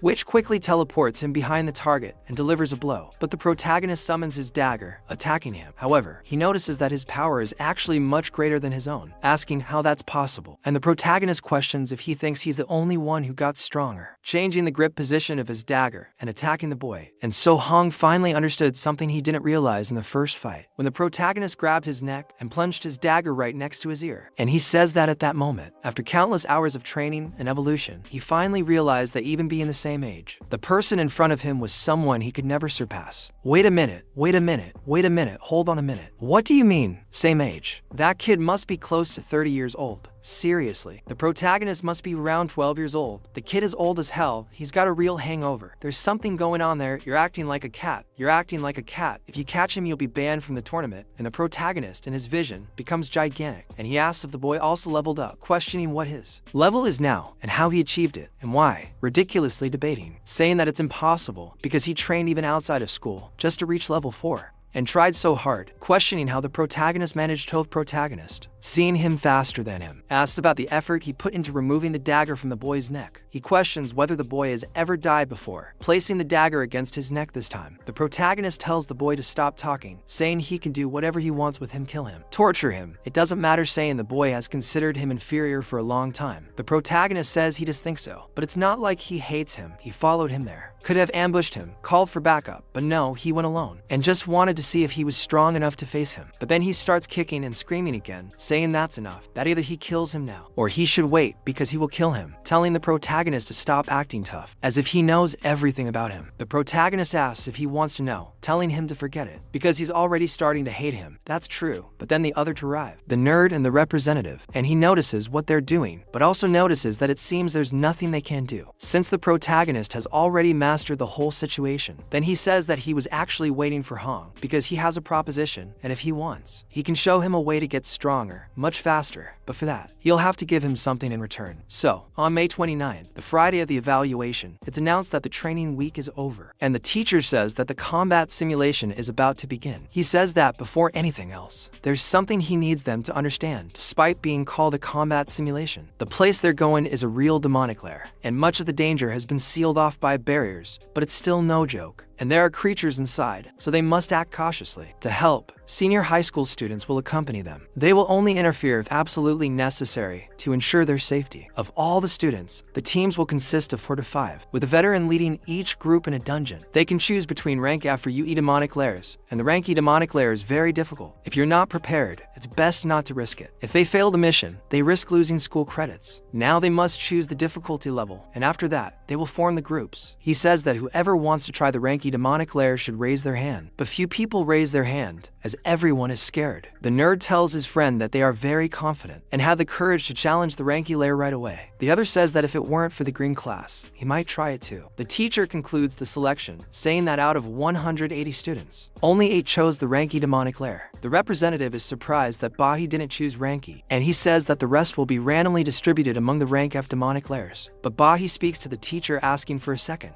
saying that he wants to challenge the school's rank D spiritual jade demonic lair. And everyone is once again very surprised by the boy, and the teacher makes a hilarious face, while everyone is quite surprised, and Hong too. Then the teacher asks what kind of crazy idea this is, questioning who would start by going straight to a rank D lair, and the principal says no, saying that rank D lairs are too dangerous. Normally, only veterans who have reached rank D or higher go to them, but the protagonist says that the school manual doesn't mention it anywhere. One, which is that it's forbidden to challenge a high rank lair, and the combat simulation rule, where each person chooses the rank they want, and the school's focus is on finding outstanding talent for the Divine Squad, and what defines this talent is courage, strength, sense of responsibility, and natural gift, and he talks to the headmaster, saying that he won't want to take away his chance to prove his worth face to face with the headmaster, but he says that to enter the lair, you have to go in a team, and the protagonist says he can handle it alone, but he says those are the school rules, and nobody enters alone. And then the representative says that she will also choose the rank D lair, completely believing in him, and they are surprised by Team, asking if she's gone crazy, and if something happens to her, questioning what he will tell his father, and she says that she also wants to get the highest grade, she just wants to try, and he gets angry about that, and the protagonist sees that she's going along with him, and he says that he refuses, saying he'll challenge the lair alone, breaking the girl. But then she's shocked that he's refusing again, and the teacher says that refusal isn't an option for him. The principal gets annoyed, saying they're acting recklessly one after the other, and that it hasn't even been a week since they awakened, and they're already acting like there's something special. The teacher says that in this case, it will just be the 2 of them at the rank D level, and he highly doubts any veteran would take that risk with them. But then, one of them raises their hand, saying that someone has to take care of the country's future prospects. Seeing that Xilinga wants to go, the teacher agrees, because going with them makes him feel more at ease. Team is surprised that the veteran Xilinga wants to go, since they say he almost joined the school guild. The protagonist, looking at this Xilinga, doesn't even know who he is and has never heard of him, and Xilinga doesn't seem to like him very much. The protagonist, saying that the other kid is arrogant and doesn't know his place, was in such a hurry to show off in front of everyone else, without even considering his own level. The teacher then tells the others that the teams are formed, and they will officially begin the simulation test. Inside the lair, drones will film and broadcast everything live, and the entire test will be recorded, so they should do their best. They'll see who gets the highest score this year. The protagonist protagonist also prepares to put on a show, explaining that the school for the awakened was built on top of an ancient and enormous demonic lair that had already been conquered. Therefore, high school and elementary school are together, and this lair spawns several smaller lairs, perfect for students to use in combat tests. Most of these lairs range between rank F and ID. He then says that as soon as you enter the lair, the simulation officially begins. Combat, but everything is broadcast live and every move is recorded, so he needs to be careful not to reveal all his cards to unknown enemies. The demonic lair of Spiritual Jar has something he needs, and as soon as he's inside, along with the other two, Xiling tells them to relax because he's going to protect them. He says he's already faced a rank D lair without a seal before, along with other colleagues. But then the representative asks if the monsters in that rank D lair are strong, and he says that they usually vary between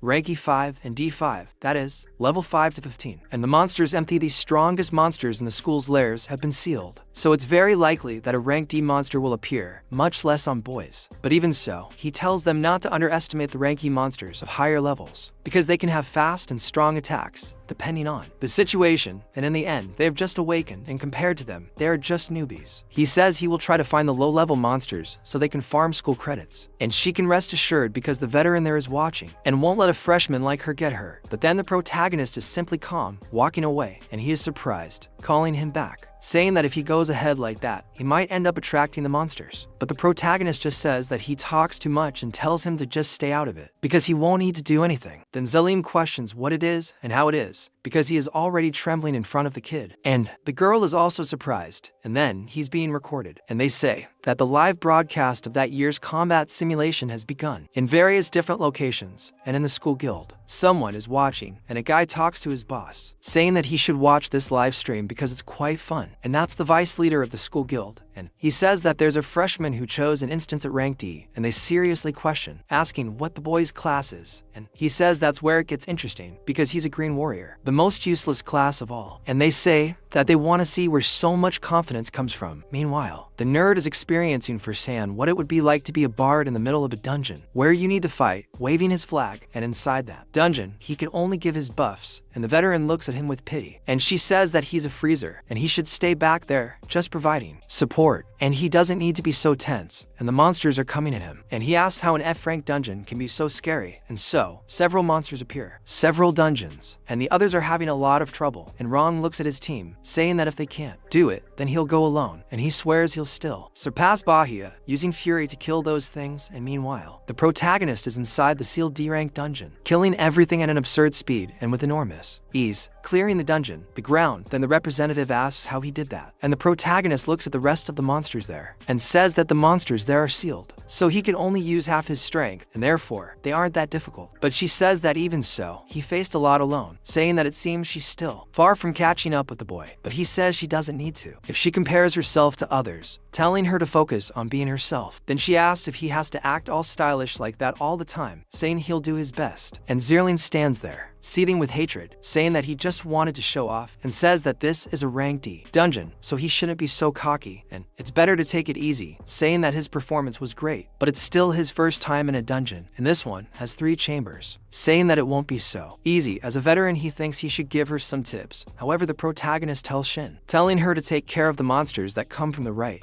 and he takes care of it from the left, completely ignoring Zierling. And he goes told the rest of the monsters are still around, and Zierling gets angry, noticing that he's ignoring her again. The protagonist says that the monsters on the right are a bit weaker, asking if she can handle them alone. She's surprised he's asking her that, and Zierling thinks this kid really doesn't respect him. The protagonist explains that this is a simulated combat, and she's there to be evaluated, telling her not to forget, and asking if she wants to get a good grade. She says she understands, and that she can handle it. Then they go into combat, and Zierling says he had to complicate things, getting angry and pulling out his bow to mess things up with the protagonist. Meanwhile, the others are watching, thinking Bahia is incredible because he defeated several ranky monsters, and they question what level he's at now. One of them says that in the report he still appears as E1, and the exact level hasn't been confirmed. Perhaps he's an E3 or even E4, but it doesn't end there, because he was the one who chose to face the monsters on the left and sent Thien to the right. This was because he noticed the elemental weaknesses, since the monsters were of the star type. It made sense to send Thien, who is of the flower type, against them. Even knowing it was an individual test, he still distributed the roles in the most logical way. And you can see that he has a good overview of the situation. The professor remembers what the boy told him, noticing that he wasn't just bragging for nothing, and wonders what he will do now. The protagonist says that he noticed before, that the star-type monsters are mainly coming from the cave on the right, and besides being low level, they are weak against her flower element. So, he put her to fight against those things, but a huge spider goes after the girl, and she ends up using the wall of vines too. To stop it, she uses the poison effect again to kill that spider, and thinks that she almost managed to neutralize that thing. Just like she defeated that level 6 star insect, she got 30 XP, and she's happy to have succeeded again. The protagonist says that at rank E, mages gain a basic, class-specific ability that allows them to use plants to create a poisonous barrier. The ability, Wall of Vines, is very strong because the thorns on the vines apply poison. He thinks that even if, on her first time in a dungeon, she manages to face a higher level monster alone and still remain calm, besides devising that strategy of using the wall to corner and defeat the monsters, it makes him think that she certainly has talent, and the rank D monsters should all be sealed, but she manages to handle Achilles in front of her. And in this way, even with the live stream running, it's possible to get a high score. Without showing his true strength, he needs to remember that the transmission equipment is there, and they are following him, questioning how he should proceed with his plan. Meanwhile, Zelinga is behind him, plotting against the protagonist, saying that he must think he's too clever, simply ignoring him even though he's a senior. And since he can handle himself so well on his own, he's going to do something, telling him to try it, drawing his bow and launching an arrow of light towards that barrier, passing through everyone and alerting the thing inside. Then he says he was just going to scoff, but asks why the girl dodged, even without launching the arrow.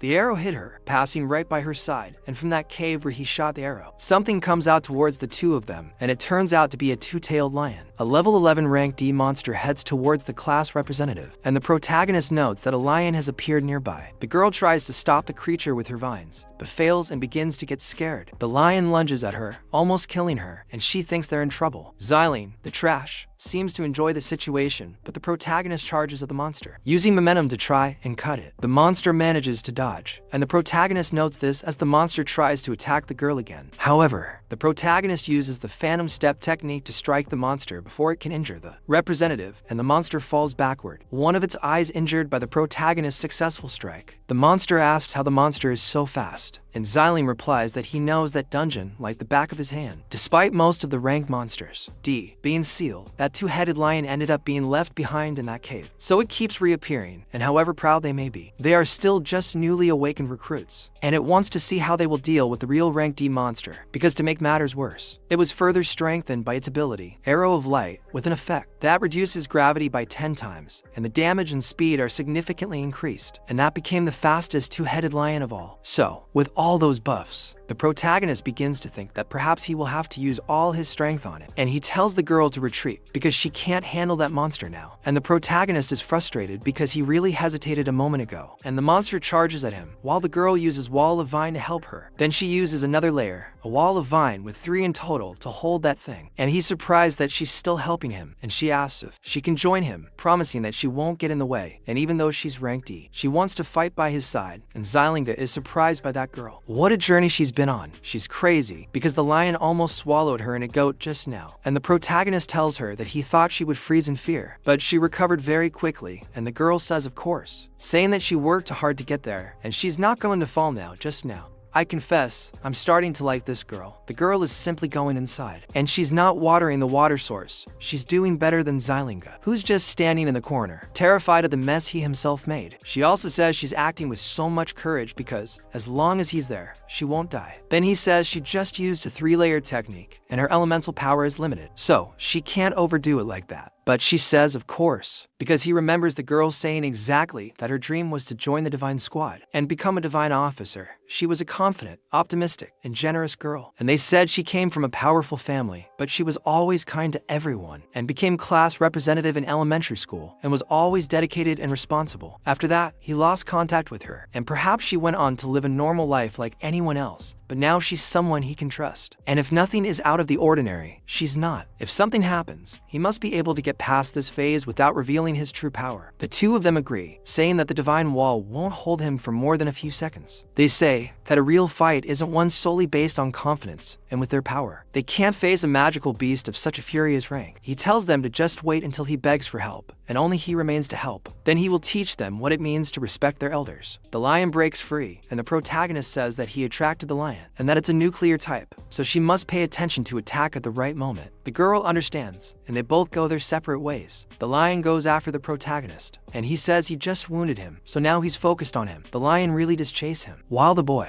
he jumps into a nearby stream, but the lion lunges at him, and so he tells the girl to act now, and she actually gets into the water to lift the lion, and the lion looks at her, trying to break free. But she uses the restraint, and the lion's fury is nullified, and the nuclear type becomes ineffective. He is unable to break free, besides also being poisoned, and he says that now that he can no longer break free, they will finish that test and get the highest grade. Xylene is startled, questioning how it is possible. It's impossible to build a wall of vines with a single layer to trap the lion, because even he couldn't subdue that beast so easily. And on top of that, he was the one who strengthened it. He's getting increasingly annoyed that the boy's plan is working. And looking from outside, along with the director, a teacher explains that a nuclear-type lion, once attracted by water, cannot use its abilities. But underwater, flower-type abilities become stronger. So, using the basics of elemental advantages and teamwork, they easily defeated a creature of a higher level than theirs. And then there's the protagonist reaction time and leadership. And those are excellent too. He thinks there's no doubt who's going to take first place in that combat test. So, they say that all that's left is the final blow, because now it's just a matter of getting the lion's loot. Then, they say that if the entire recording is sent for the guild's analysis, he could break the all-time high score record. But as the transmission cuts out, they question how that could happen. And it turns out that the drone that was there was shot down by Xylene. He says that, without recording,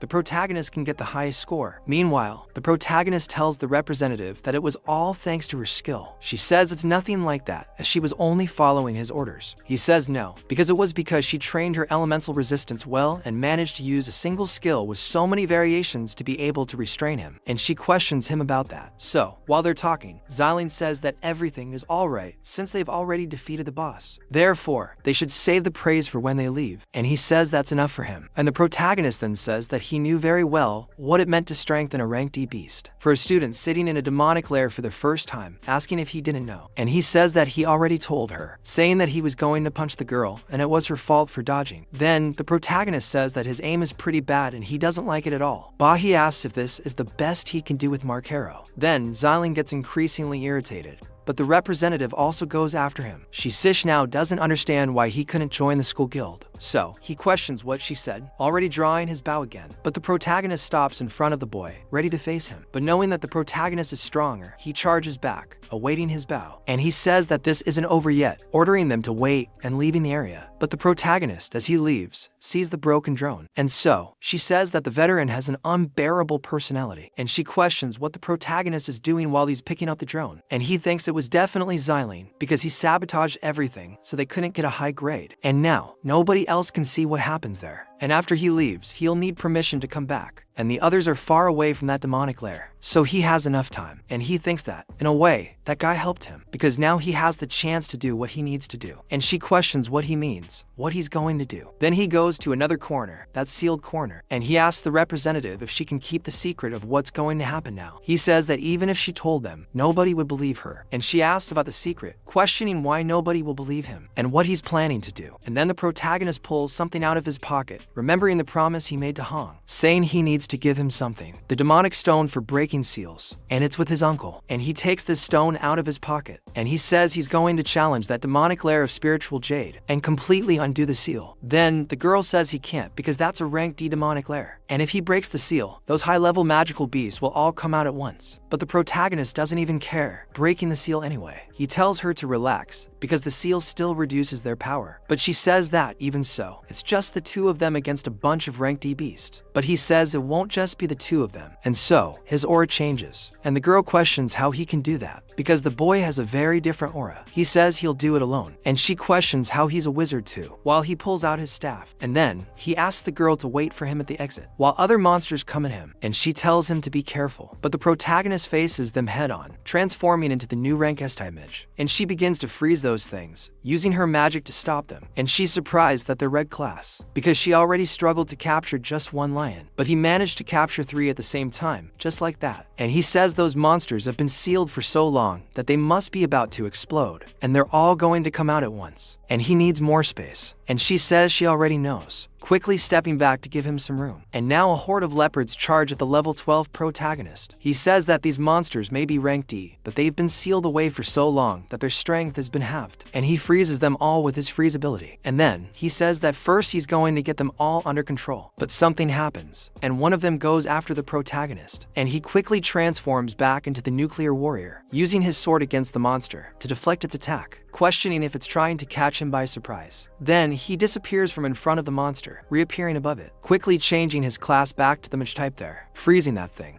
And the girl notices that he changes classes a size, as if it were nothing, and she thinks that now that she sees how he acts, she understands why he wanted to enter the elemental room so badly back then, because he was training elemental resistance. And the basis of the mage class is to release energy, like forces of nature, or to manipulate objects of the same element within a certain range. And she thought that the more money I had, the more often I could cast spells, the stronger she would be. But now she's seeing it getting crowded. She realizes that what matters most is control, because elemental power comes from nature, and it is raw and wild, difficult to tame. It's only by completely mastering one's own elemental power that one can create more varied movements. And he can use a basic ability in many different ways. And she becomes increasingly surprised by the protagonist. He's handling everything single-handedly, and she notices that he's already mastered it completely. And the truth is, he left them all in the dust a long time ago, and she even seems frustrated about it. But actually, she thinks it's impressive. So, now comes a hellish level 15, rank D fine. Coming out of that hole, he's the lord of the demonic lair, and the protagonist thinks that finally the boy is out, and he starts roaring in front of everyone, and he changes class again, transforming into the nuclear warrior, and he says that what he wants is to be with that thing. Then he goes straight for the monster's head, delivering a critical blow to a vital point, and he begins to tear the monster apart from one side to the other in a single swipe. And he thinks that after being sealed for so long, that level 15 mammoth is weaker than the level 10 monkey. And the monster turns to him, even though it's bleeding, and he tries to go after the boy. And once again he goes on the offensive, using his speed, and delivering several critical blows, and vital points of that thing. And after so many hits, the mammoth falls to the ground, and he realizes it's time for him to finish off that monster. Using a world apart, the sanctuary, and his title is also activated, the title of 1 against 100, and he manages to hit them all in a single pass thanks to his skill, killing all those things alone, and farming XP from all the monsters there, gaining 1000 XP from the infernal mammoth alone. And he also obtains 10 wild bones, worth 10,000 yuan each. And he also obtains a rare material, royal prey, an essential material for forging the burning flame of invincibility, the rank S nuclear warrior weapon. Then the protagonist's elements evolve beyond measure, at incredible speed, and he secures that prey, going to the item that was left there on the ground, and that is the king's answer stone, a pair of jade stones with a special function. And he says that he finally got what he wanted, and his nuclear warrior rises to rank D level 13, and the cloud type mage also rises to rank D level 11. The increased attributes also appear for him to see, and he notices that his mage class has also reached rank D, and that's absurd. And the 1 against 100 title continues to give him a lot of XP, and the girl, seeing all those monsters defeated by him alone, is surprised. And the protagonist speaks to Tim, asking if she remembers what he said, and she remembers very well what he had said. Outside, the teachers are going crazy, because if the seal had really been broken, then they're in trouble, saying that they've never seen an oscillation fit was so big before, and he warned that someone should be left on guard. And Xylene arrives there alone, and the teacher asks what he's doing out there, asking if he shouldn't be inside, protecting the students. And he says that it's impossible to think about that now, and he needs to get there quickly. But then Xylene questions whether the seal has really broken, with them leaving for there. Then he starts laughing, saying that karma came quickly for the boy this time, and the professor enters, talking to Bai and Tim. But upon arriving, he is surprised, and the protagonist questions what the professors are doing there. Then he asks if the seal broke. But looking there, the seal is completely intact, and he wonders if that machine made a mistake again. But at least they're okay. And that was on Friday, May 29th, shortly before school dismissal. Xylene goes to the guild's vice president. Then he speaks with the vice captain, saying that the material he delivered this time, that should be enough, because that last spot on the team would be his. But the vice captain apologizes to him. He says the captain has already chosen someone, and he questions who it would be. He says the captain stated that this position would be reserved for the most valuable person, asking if his historical talent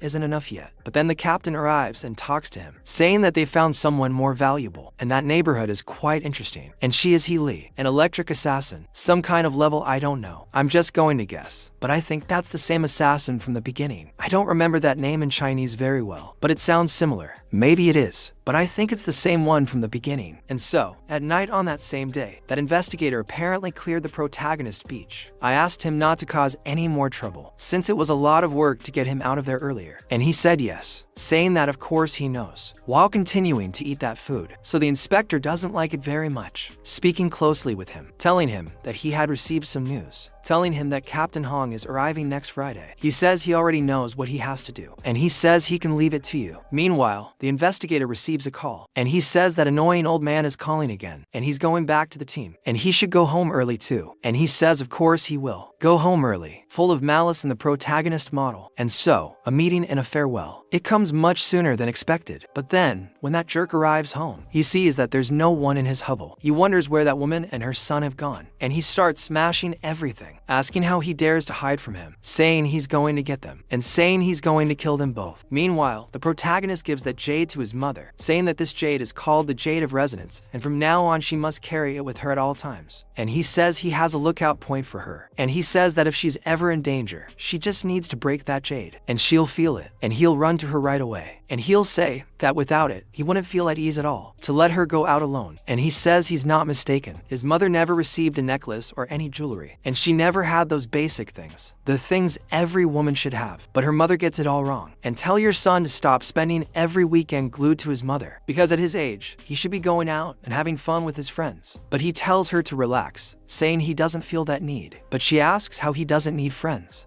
saying that he needs to have important people in his life, and he questions it a little, wondering if he'll ever meet someone like that. So it's already 8:58 a.m. in front of Rank D's wild demonic lair. He thinks that now that he's solved the jade issue, he can focus again. And this is another hidden lair he knows, and he only opens it at midnight and closes it at 1 in the morning. In other words, he doesn't have much time. He needs to focus on improving. And upon entering that place, he says that in his past life, he was already a high-level warrior, and he sees the cadaverous orchid inside, and also the blood-devouring flower. And he says that even so, he could only watch his companions die, unable to do anything. But then he thinks of his companions, killing those two things, obtaining petals of blood from it. But he wonders what good it is to have friends, for on the day when the gods decide to play, they're going to die anyway. So he needs to get stronger faster, stronger than anyone. And the monsters rush towards him, managing to grab the protagonist, biting him, and he manages to kill them, even though he's injured. And he's getting more and more savage, and he says he has to fight with everything he's got, because of the way he is now. He's still too weak. He can't kill that man, much less that genius who's already been born with a gold-type brand. And that's why he can't afford to take shortcuts. So he can't avoid any fight, heading back into that lair. Then once more, he activates a separate world, killing those things using the sanctuary, exploding all the damage he had done. And in that, he keeps advancing, healing herself along with her power. And she thinks to herself that there are only 20 minutes left before the gate to the demonic lair closes, and he needs to hurry to finish off the boss quickly. So on May 30th, at midnight of 39, he is standing in front of a gigantic monster. But he notices something. He realizes that something is teleporting, appearing right next to him, and that's the level 20 rank D boss, Yu Ming. And then the monster tries to attack the protagonist, but he manages to cut off the thing's arm with his dagger, and the monster looks at it and begins to heal itself in front of him. And the protagonist is surprised, because that thing has such an absurd regeneration ability, and that monster digs its arm into the ground and starts sprouting vines from it. And the protagonist, seeing this, is somewhat surprised, because those monsters from before have reappeared. And he says that even though he's defeated those demonic beasts before, they've risen again, and he thinks that a rank D boss shouldn't be able to revive like that. But then, the monster attacks him again, and the protagonist receives a huge blow, being pierced from one side to the other, through the middle of his back. And he's surprised that the monster didn't give him time to think. And he thinks it's impossible that there could be two bosses at the same time, because they managed to combine them, and one of them is completely green, and the other one is kind of pinkish. And seeing that, he gets more and more desperate. And on Saturday at midnight 59, eventually, the weather turns bad. It's almost 1 in the morning, and the entrance and exit to the demonic lair are closed. And so, on May 30th at 6 in the afternoon, the protagonist's mother is at home thinking that another day has passed, and he still hasn't shown up. She's already sent several messages, and he's not replying. His cell phone is out of service,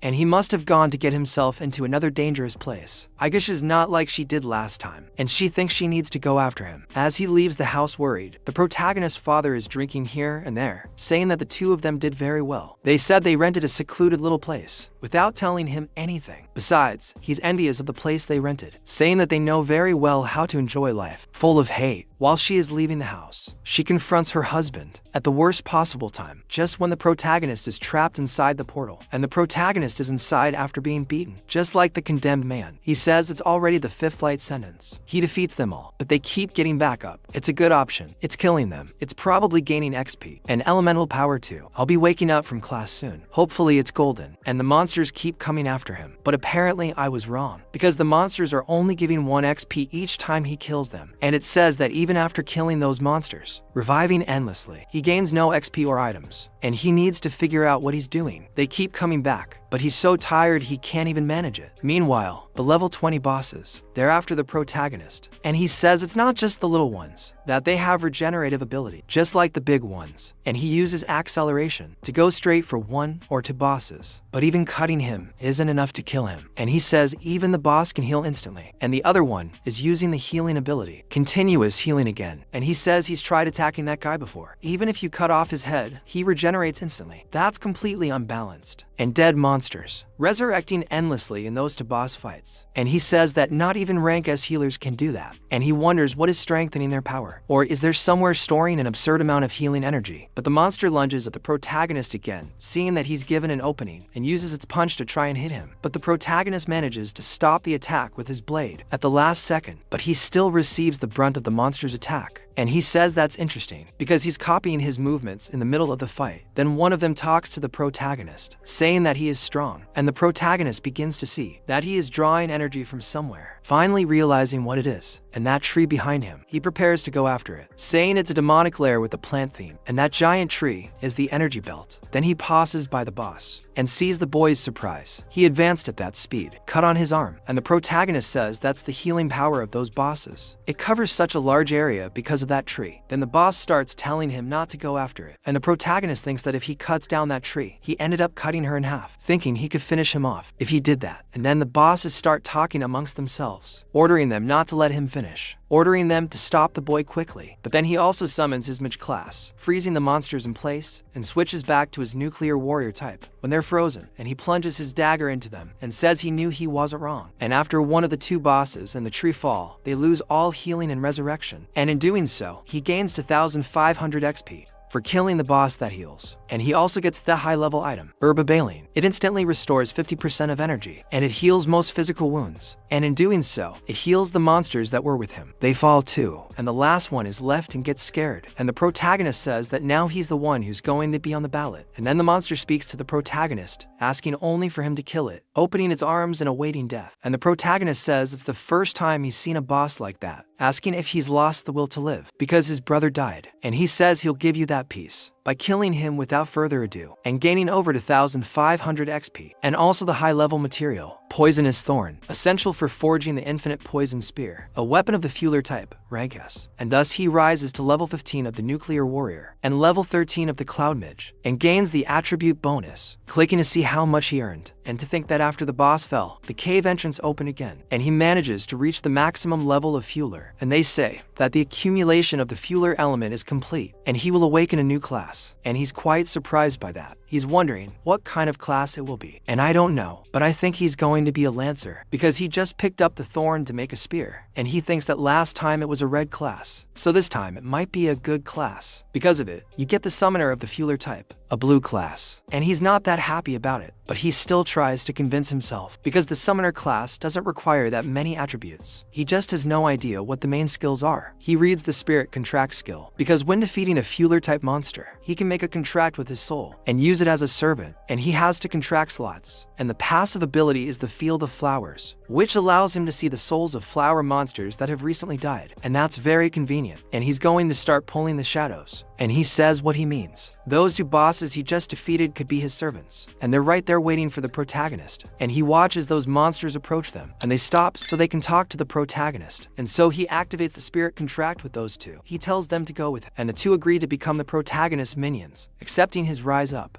And a little after class, at the V's barbecue old Wong, they're all talking, and Nerdola asks if it was Kuya's hair that chose the barbecue, and he says it wasn't anything like that. And this time Bayu said he wanted to eat barbecue, and he just pointed out the plate. And now they're talking. Xing asks the protagonist if it's true that he's really going to form a guild, and he also said that he won't stay there for very long, asking if he means he'll only be in high school for a short time. The boy says yes, and after his training, he wants to continue in the sacred realm. They are all surprised, asking if he's going to drop out of school and start a business, but he says no, that he just wants to study. They question him again, asking if he's saying he'll try for the Sacred Realm's Divine Weapon Academy. Meanwhile, at the Kaibin Hotel, Captain Hong arrives in a fancy car and is warmly welcomed. When he enters, some people start staring, recognizing, and the protagonist's father is also. The vice captain can't believe his eye and asks the redhead if Bai Linshin wasn't arrested 15 days ago, questioning what's happening and how he got out early. The redhead says he paid double the bail, with the commander's approval, telling the vice captain to pretend he didn't see anything this time. But then he sees the kid is a real scoundrel, getting angry, and even asks why he's at Captain Hong's party. Captain Hong tells him to stop, because he knows he was expelled from the guild for something stupid, and this is a rare chance. He just wants to try to come back, and he has several magic crystals in his hand. He says that to try to return, he brought everything he had, and it wouldn't hurt to give a little help. However, Captain Hong yells at, telling him to get lost, questioning who let Bai Linshin. He trembles with fear. Then Captain Hong says that the Divine Guild reserved the entire place, questioning what will happen if a nobody like him leaks military information. At that point, Rue Vinha looks incredibly stupid. Then the protagonist's father apologized, asking to explain, tucking his tail between his legs and trying to do something to be accepted. But the captain grabs him by the collar, saying that with his level and reputation, he still thinks he can buy a spot from him, telling him to take that crap.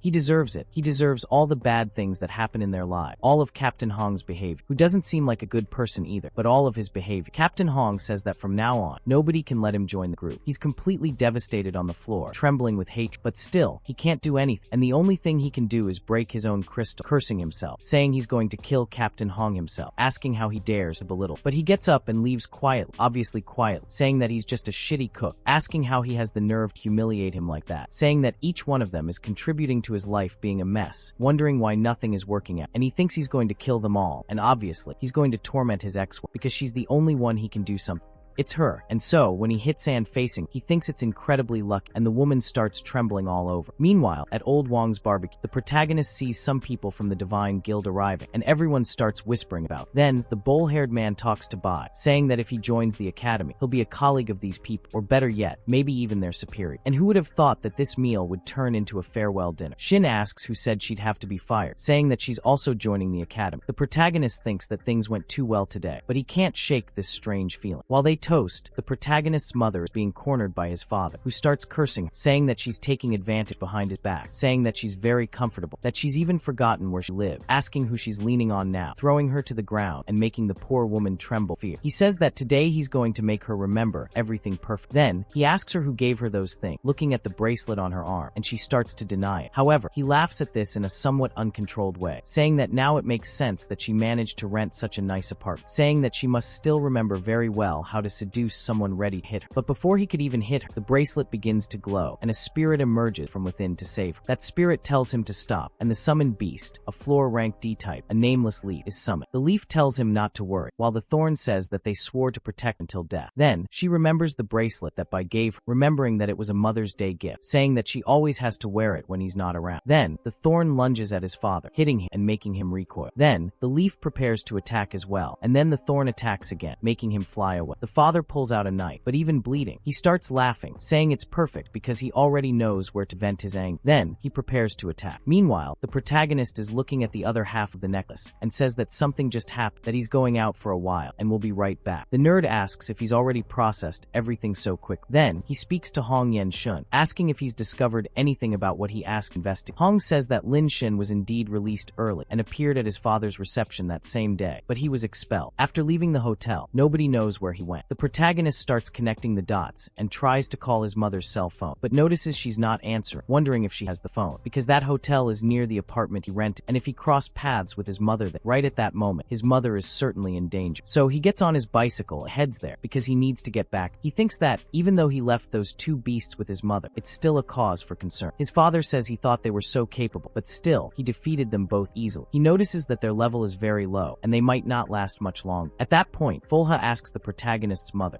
to stay behind him, and in that, the father continues going forward, preparing to attack Leaf, but the thorn catches him again, forcing him to stay there. The father finds this irritating, grabbing the thorn by the neck, saying he's going to kill it, preparing to impale it again. He gets increasingly angry, and the mother, seeing this, is horrified. He turns to her, saying it's her turn now, and lunges at Leaf, who is still defending himself. However, Leaf doesn't know what he's doing, only telling her to run while he attacks the protagonist's father, telling her not to look back. She's a little embarrassed, but starts running, trying to get away. Then, Leaf uses all his power to wrap the protagonist's father trapped, but from inside, he starts tearing the vines, managing to free himself and grabbing Leaf by the— While the mother runs, the father finishes dealing with Leaf, questioning why she was running, and Leaf appears right in front of her, asking where she's going to run, telling her to tell him. Where else could she run to? The woman is completely terrified, and then he attacks her, grabbing the neck she has on her chest. He mentions the jade pendant, asking if it was also a gift from the supposed wreck, sending her to hell. When he breaks it, she becomes desperate, and he goes to kill her with everything. She then remembers, while watching this, what Bai had told her, that when he was in danger, she should just crush the jade pendant, and the moment it broke, he would appear beside her. The protagonist actually appears to save her at the last moment, grabbing his father's arm and knife. Seeing him, the old man becomes increasingly angry, and so does the protagonist, telling his father that this is the end. The protagonist remembers his previous life, when he only begged and cried to his father, asking him to stop hitting him, but he continued to hit him with all his might, saying that he was out there working hard, and the two were doing well, and the protagonist just cried, begging him to stop. But even so, the aggression didn't cease at all. He says that it was the first weekend of his first year of high school, and his mother took him to an amusement park for a day, but she forgot to tell his father, and they only got home at— Meanwhile, he had gone out to look for a job that day, and didn't find one, so he came back and took out his anger on them both. The demon in his heart was unleashed, and he beat his mother to death. Seeing all that, he was so traumatized that he ended up having a second advance, and his green class became a sword saint, nuclear type, platinum level. The protagonist looked at his father as he came, and he was beating him in a completely absurd way, and he says that he then lost control, and he began to strangle his own father, and ended up killing him. But even so, his mother was gone forever. But he says that in this life, he will never be late again, and he manages to simply break his father's knife, and his father, looking at this, is quite surprised, and the protagonist just throws the pieces on the ground.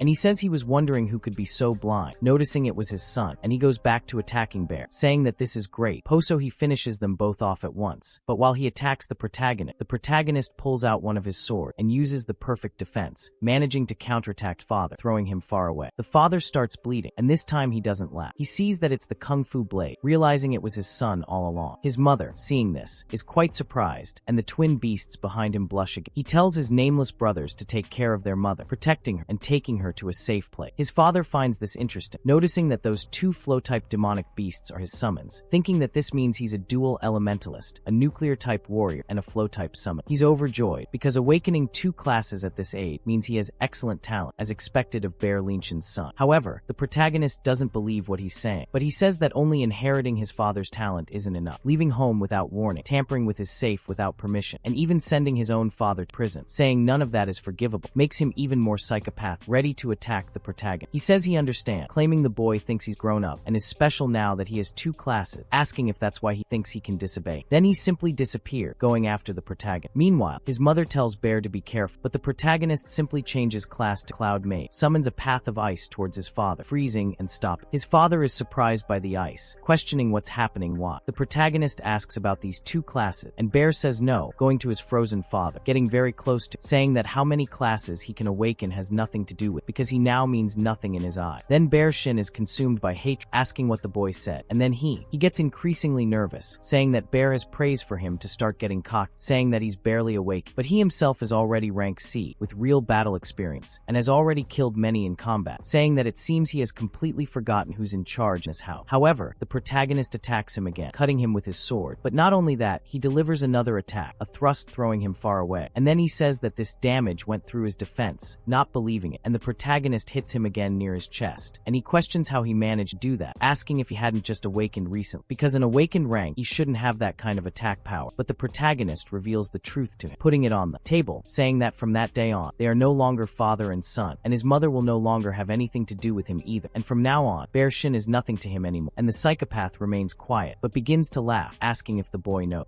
who always worked hard abroad to bring in money to that house, and who gave everything to support him and his mother, saying that as long as the protagonist Bearshin's son, even for a day, he will never change that in his life, attacking the protagonist again. But this time the protagonist doesn't even bother to speak, and simply kicks him in the face, throwing him away, and he goes back to attacking Bearshin. While he gets up, he tries to land a punch on the boy, but the protagonist dodges, and lands a punch right in his father's face, and Bearshin questions why, while simply being beaten up by his son, and he says that he has a red class, and then the protagonist asks if he didn't hear what he said, saying that he doesn't stand a chance against him, a 20 point, he's taking it alone, and it's not enough, it's not enough, and he says that his father is useless, a piece of trash, and he doesn't deserve to be called a man, and finishes by slamming his father's face in the ground, and his mother, watching from afar, is terrified. And then Bearshin asks the boy to wait, telling him that no matter what happened, he was still the one who raised him, asking if he shouldn't at least consider his blood tie. However, the protagonist explodes at this, grabbing his father's head, pulling him closer, asking about this blood tie, questioning if he ever thought about blood tie. He says that when he was 7 years old, grabbed him by the ear and kept banging his head against the wall non-stop, and he begged his father to stop, saying he knew he was wrong, and his poor mother kept trying to make him stop. The protagonist tells him that it was no use begging. He even tore a piece of the boy's ear off, and he didn't stop even after tearing. He asks how many times he hit his mother from birth until now, and questions his father if there was a single month when she didn't need to go to the hospital, saying that if the food wasn't good, he would hit her, and something else. It annoyed him. He also hit her, and he would come home in a bad mood, taking it all out on. While he was around, they never had a single normal day. To get revenge, he smashes his father's face into the ground, and questions him about now wanting to talk about blood ties, asking if he thinks he deserves to have a family. The boy is at a crowded dance, and doesn't even have the strength to answer, only apologizing to the protagonist, trying to give a flimsy excuse, saying he knows he was wrong, saying that from then on, he won't do it again, asking forgiveness from the protagonist, while hiding his bloodlust, because he is very angry with the boy. The protagonist says that last time, it was the same way, and he realized he was no match, and he started crying, begging, and apologizing. And when he thought that maybe he had truly repented, he came at him with a knife, and the boy says that someone who has already wielded a knife kill won't let go of it willingly, and his adrenaline really starts to rise, and he awakens this new class, and his father, seeing this, is terrified, and the system says that the sanctuary has reached evolution, and the second form is judgment, and in this, the protagonist's mother, seeing what he is about to do, tries to stop it, but the protagonist says that making a sinner truly repent is less effective than guaranteeing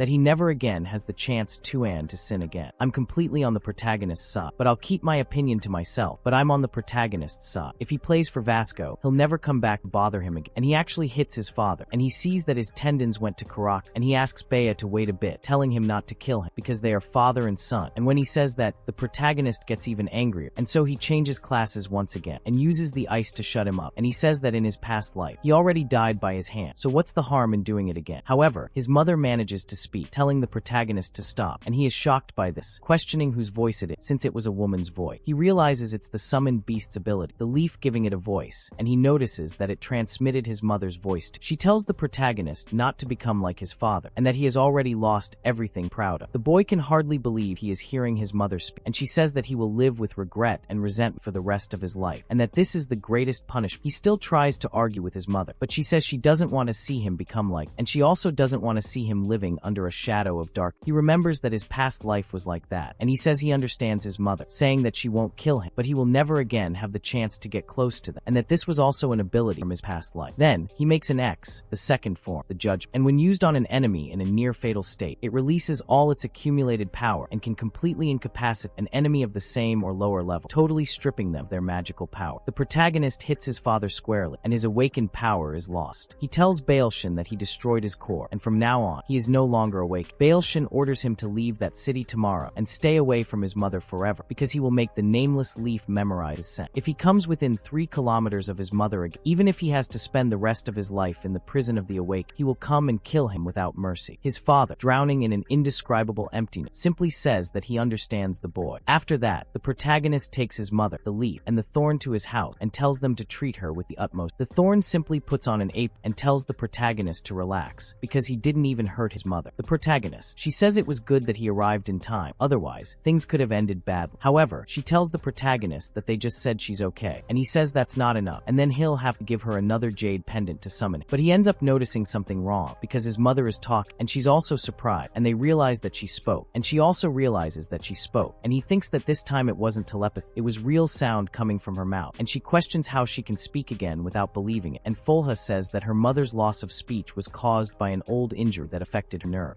And he can cure that, and so some of later Leaf and Thorn are with the protagonist, asking if he really has to leave, since his mother and friends are there, and if he gave all that up, it would be very bad. However, the protagonist says that he has already paid the rent for the house in advance, and when he saves enough money, he will buy the plate. He also prepared a new jade pendant for his mother, and if she is in danger again, he will come running back immediately. But most of the time, he counts on them to take good care of. Poor Thorn and Leaf even cry because he is leaving. The boy says that his mother knows he is going on a training journey, but she doesn't know that he is no longer the person she thinks and he carries a hatred that he needs to confront. Now he has a passage to the secret kingdom, and there he is, and this is his best chance. He will be able to reach the sacred kingdom sooner than in his past life, and he doesn't know if he will succeed or even if he will return alive. It's a one-way trip, but he needs to get on that train. As the protagonist walks with his mother down the street, she mentions that she almost missed her. He asks what she's talking, and she says it's time to pray for blessing. Every year, on the first full moon of summer vacation, the great magician of the temple of the goddess of flowers returns to the city of. He thinks it's really because of his devout mother, a member of the goddess of flowers sect, and she never asked. He also never told her that he's leaving the next day, but he says it's alright and he'll be quiet for now. After all, the thing he least knows how to do is say goodbye face to face. And with Nerd, the doctor says that the surgery went very well, and it was a minimally invasive procedure, but he will need to rest for a few days, saying it was good that her son discovered the problem in time. Then the parents begin to thank the doctor because he saved their son, and his mother tells him to stay in bed and not move. Nerd says that the doctor said it was just a simple surgery, but she says that there is no such thing as simple surgery, telling him not to even think about moving. He thinks that he should have insisted on having the surgery that day, because tomorrow Bai and the others will leave for the sacred kingdom, and he won't even be able to say goodbye, wondering if he will still have the chance to see him. The next day, on the day of departure for the training journey, June 26, 2105, via email on the Sacred Hope platform, the mother says and tells her to take care of herself, telling her to remember to call her mother, and when she sees her father, to tell him to stop him from tossing and turning at night, giving his little princess another kiss. She tells her mother that everything is alright now, and at that moment, the man who is there to take them away says that they can go now, as they are only going to pay a visit, and they'll be back in 15 days, and they don't need to act like it's a forever goodbye. And when they leave and leave the girl there, she says goodbye, and the protagonist, meanwhile, is standing alone, and the teacher comes to him, asking how he is. When his parents didn't come to say goodbye to him, he says that the train should arrive soon, but she asks if he has always been this independent. However, the protagonist thinks about, noticing that it's really true, because he got used to being alone a long time ago, and he remembers his mother, when she ended up being killed by her father, also remembering when the Nerdola ended up dying of lung cancer, saying he couldn't survive the surgery, remembering everyone he lost, and he says he's gotten used to them all leaving him one by one. His whole life has been a sequence of goodbye, and he learned to accept it silently a long time ago. Meanwhile, the teacher, noticing the train is arriving, calls everyone to get ready for. The protagonist, looking quite unwell, is about to get on the train when someone calls out to the dance. He looks back, startled, and thinks that's why he hasn't yet gotten used to the feeling of something new. He sees the two boys, along with his mother, greeting him. The boy with the bowl-shaped hair says he has no idea how strict Lin Lu's parents are, and if it weren't for that kid insisting to help her escape, even if it meant killing her, he would have gone to meet her this morning. Then the protagonist talks to Lin Lu, saying that his body, he still needs to rest, questioning how he managed to, and the boy tells him to relax, as he's fine. But he, on the other hand, has to take care of himself when he gets there. The boy with the bowl-shaped hair says he didn't have time to buy a decent, so he chose some clothes for him and brought some food. However, the protagonist says he already gave him a birthday present, but he tells him not to complain and just accept. Meanwhile, the mother says she bought that bracelet for him because they say the bracelet from the temple of the flower goddess are very powerful, and she also wants to give him something that protects. He notices that she went to the temple of the flower goddess and prayed for him, wondering if she knew he intended to be away for a long time. The teacher then tells them to board again, as the train is about to depart, and the training journey is about to officially begin. When the protagonist gets on the train, he thinks that in this last month since he returned, he has really changed a lot.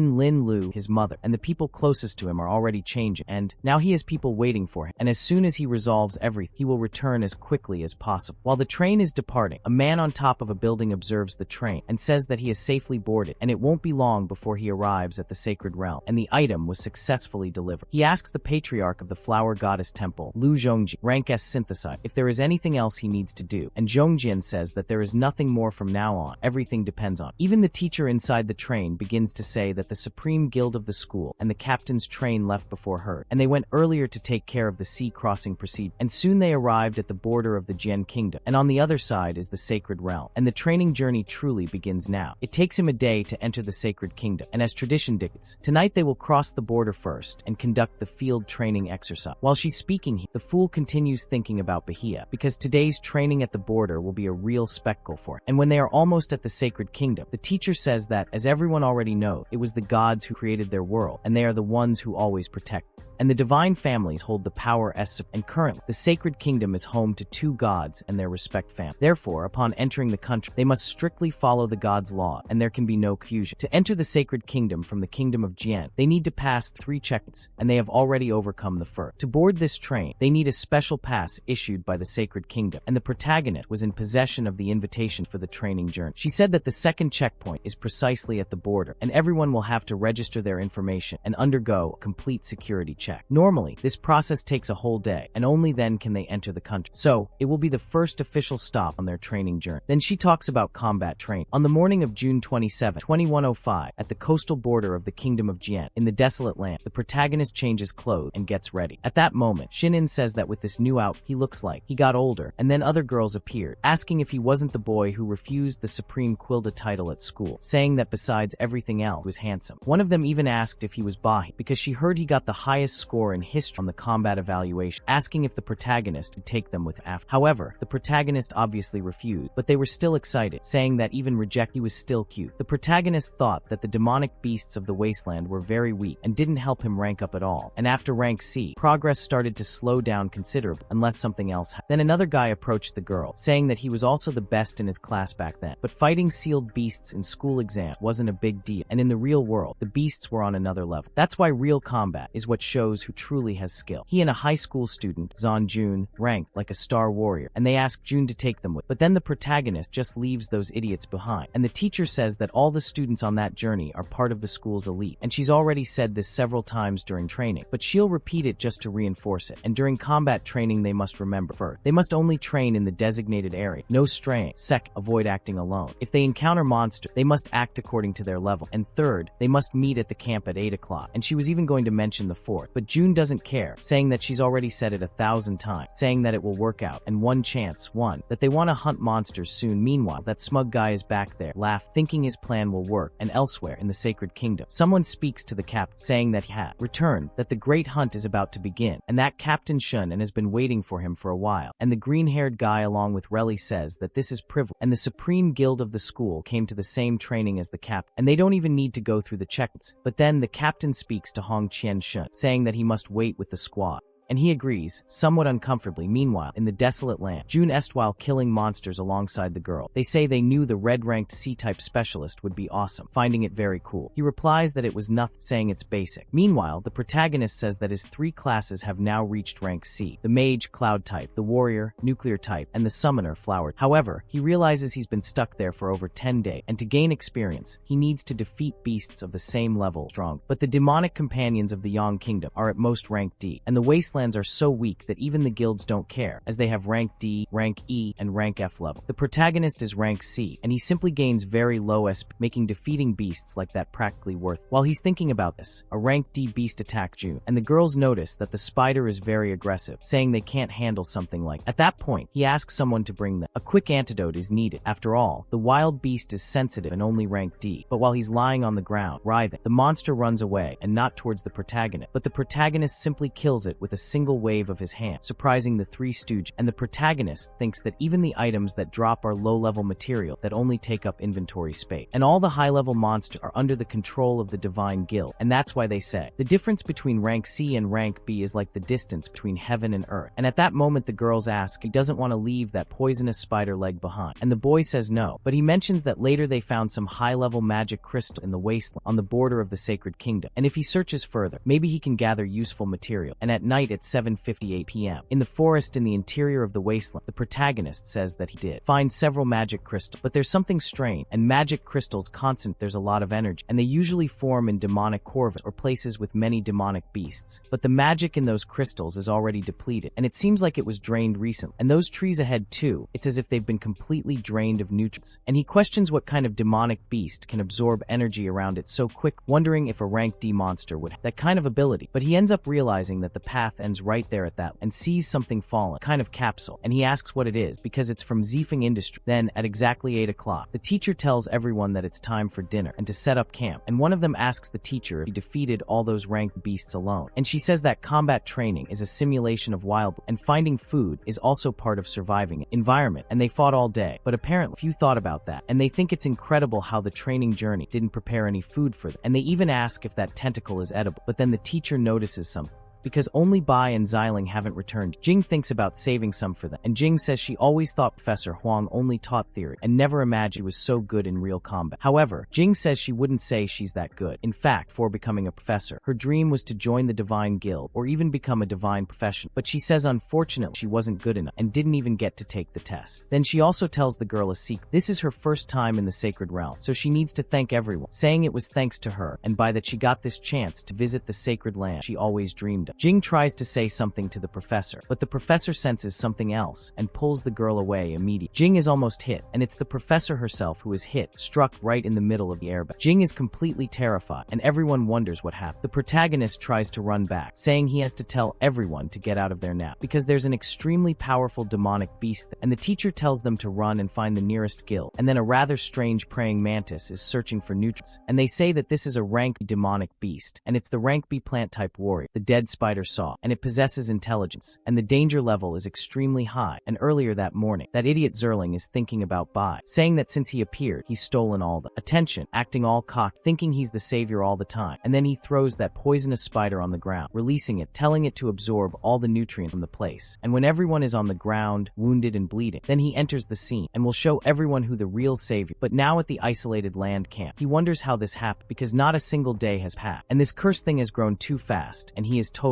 terrified by his own creation. And meanwhile, the monster threatens everyone at the camp, and the teacher is already badly injured, trying to protect everyone. The protagonist explains that in his past life, he faced an S-rank undead spider, and even after leveling up, it was incredibly difficult to kill. He says he's strong in both attack and defense, knows how to hide well, and is well-rounded in individual combat. The highest level among the students, and the teacher is only C rank, and they don't stand a chance against a B rank. He definitely can't defeat it at this point, even without going all out. He thinks about how to do it, but says that going all out will reveal he has more than one class, which might attract the attention of the god. Meanwhile, the teacher, observing the monster, notices that in an instant, this monster injured all the students and threw them to the ground, and its attacks caused paralysis. You're wondering what to do now, and the monster continues to crave nutrients. Something emerges from its head, preparing to go directly for you, but the teacher throws some ice, piercing the monster's skin, telling it not to dare touch her student. And the monster finds that strange, but says that in this case, it will start with her. And that thing that came out of his head opens up with several mouths and goes directly towards the... However, the protagonist arrives there, cuts through that bizarre thing, and stops in front of the teacher. After attacking the monster, he freezes it completely, and everyone is surprised that he actually froze a rank B monster. But the archer wonders if he wasn't a nuclear-type warrior, and Joao, in turn, wonders if he's a dual-class awakened being. The protagonist thinks that even if his secret is revealed, he has no choice and can't simply let everyone die. The teacher asks Bah if he's alright, and then the monster starts to emerge from the ice, saying that he'll see, and that this isn't over yet. The ice actually breaks, but the monster disappeared, and everyone is terrified. However, the protagonist says that this isn't over yet, and he only managed to injure her. She's hiding for now, but she could return at any moment, and with the strength he possesses. Now, he can't defeat her all at once, and they have to take advantage of the situation to evacuate immediately. The teacher tells them to go ahead because she needs to stay, and Tim questions why. She says that Xiling hasn't arrived, and she has to take back the same number of students she brought with. They agreed to meet there at 8, and if they arrive and don't see anyone, he'll be disappointed. However, the protagonist says that he was the one who released this monster, showing the capsule where the monster... Then the protagonist remembers the traitor from his past life, when he was serving them breakfast, and Charlinho was all happy while they ate peacefully. The traitor was talking to the captain, saying that he needs to control his eating because if he gains weight, Hilly might end up despising it. But she denies this immediately, while the protagonist couldn't take her approach very well, blush. He also remembers the moment when his body wouldn't move, knew when he was betrayed. It was then that the traitor revealed that last month, breakfast had been mixed with paralyzing powder to kill all of the strongest among them, and he couldn't do it without thorough preparation. The protagonist then informs the teacher that he was the one who released the monster, revealing that it belongs to Zyphum Industry. Tien reminds them that Zyphum Industry is the company of director Zikian's family, currently managed by Xyling's father. The protagonist explains that their laboratory specialized in researching demonic beasts, using special vials to store miniaturized specimens. Deep in the forest, he found a fragment of one of the vials, and no one else besides the Zyphum Industries family of access. Zyling, watching from afar, is consumed by rage, because if he knew he had thrown that bottle into the river, and he starts to think that Bahia is to blame, because he again is asserting his life, saying that it's his fault, and it's always him, and everyone wonders why he'd do that, questioning if he wants to kill everyone, saying that he should be in jail, but he thought that maybe it wasn't. But then they question why he doesn't have the courage to show himself, while Zyling, dying of hatred. But the teacher says that in any case they need to leave their net. She ordered them to take that signal radio, and as soon as they picked up the signal, she asked them to do something else. But Tien noticed that Professor Huang wasn't very well, but before she could do anything, Zyling shoots directly from the inner, and they question what happened. Tien starts bleeding because he hit her hand as well, and with the girl all bruised, the protagonist gets really upset. To make matters worse, Zyling throws a vial near them, releasing a green mist. They question what it is, but as soon as they smell it, they realize that the smoke smells like paralyzing powder. They ask who is there, and Zyling approaches wearing a gas mask. Seriously, this time the protagonist has to kill, for God's sake. The guy is messing things up so badly. He threw the beast to kill everyone, and then he goes and paralyzes them. After messing things up, he messed things up twice. He wants to kill everyone, get away with, without any evidence. My friend, you're so stupid. And the protagonist, seeing this, is consumed by hatred inside, and Zyling says it's all Bahi's fault, and he's the one who made everyone find out it was him, and because of him, nobody will get out of there alive. But the protagonist starts emanating his golden aura, approaching Zyling, asking if he's planning to kill everyone, and then everyone starts to be paralyzed and falls to their knees then, noticing that this smoke makes them tired and almost sleepy, and then one of them becomes unconscious, and they realize it's a rank B item used to fight demonic beasts, the paralyzing powder, wondering why he would use it on, and Zyling says original of this was meant for that filthy creature, and he was supposed to be the chosen one to save everyone, but his plan went wrong because of Bahi, and he always ruins everything. He draws his bow to confront the protagonist, but the protagonist keeps charging. The teacher tells Zyling that there's still time to stop, telling him to stop making mistake after mistake. But then, he trembles all over, full of hatred, and she, in her stupidity, asks if she released the monster by accident, saying that he didn't intend to put everyone in danger. However, he says it's too late, and there's no going back now, telling her not to try to deceive him. She thinks she can't move, and this paralyzing powder is very potent, and if she continues like this, she'll faint. But the protagonist, standing beside her, stabs his own leg with his dagger, and then tells the teacher that Zyling is right, and everything he did is irreversible. She's shocked by Bahi, who says that it doesn't matter what. The more wronged he feels, the more his adrenaline surges. The more he says that no matter what ridiculous and twisted excuse he uses, Zyling shoots him. The protagonist clearly remembers the traitor who betrayed him in his past life, asking how he could point a gun at his own companion, and a trauma is revived that it's a trauma that will kill him, and the protagonist cuts the arrow that was coming towards him, and gets too close to Zyling, also cutting the boy, tearing off one of his arms, leaving him with one arm. Zyling starts screaming, and the protagonist says that traitors are absolutely unforgivable. How I love nanomachine. The work is setting a trend, my friend. There's no way to kill him, because it will be a disaster. Tear off an arm.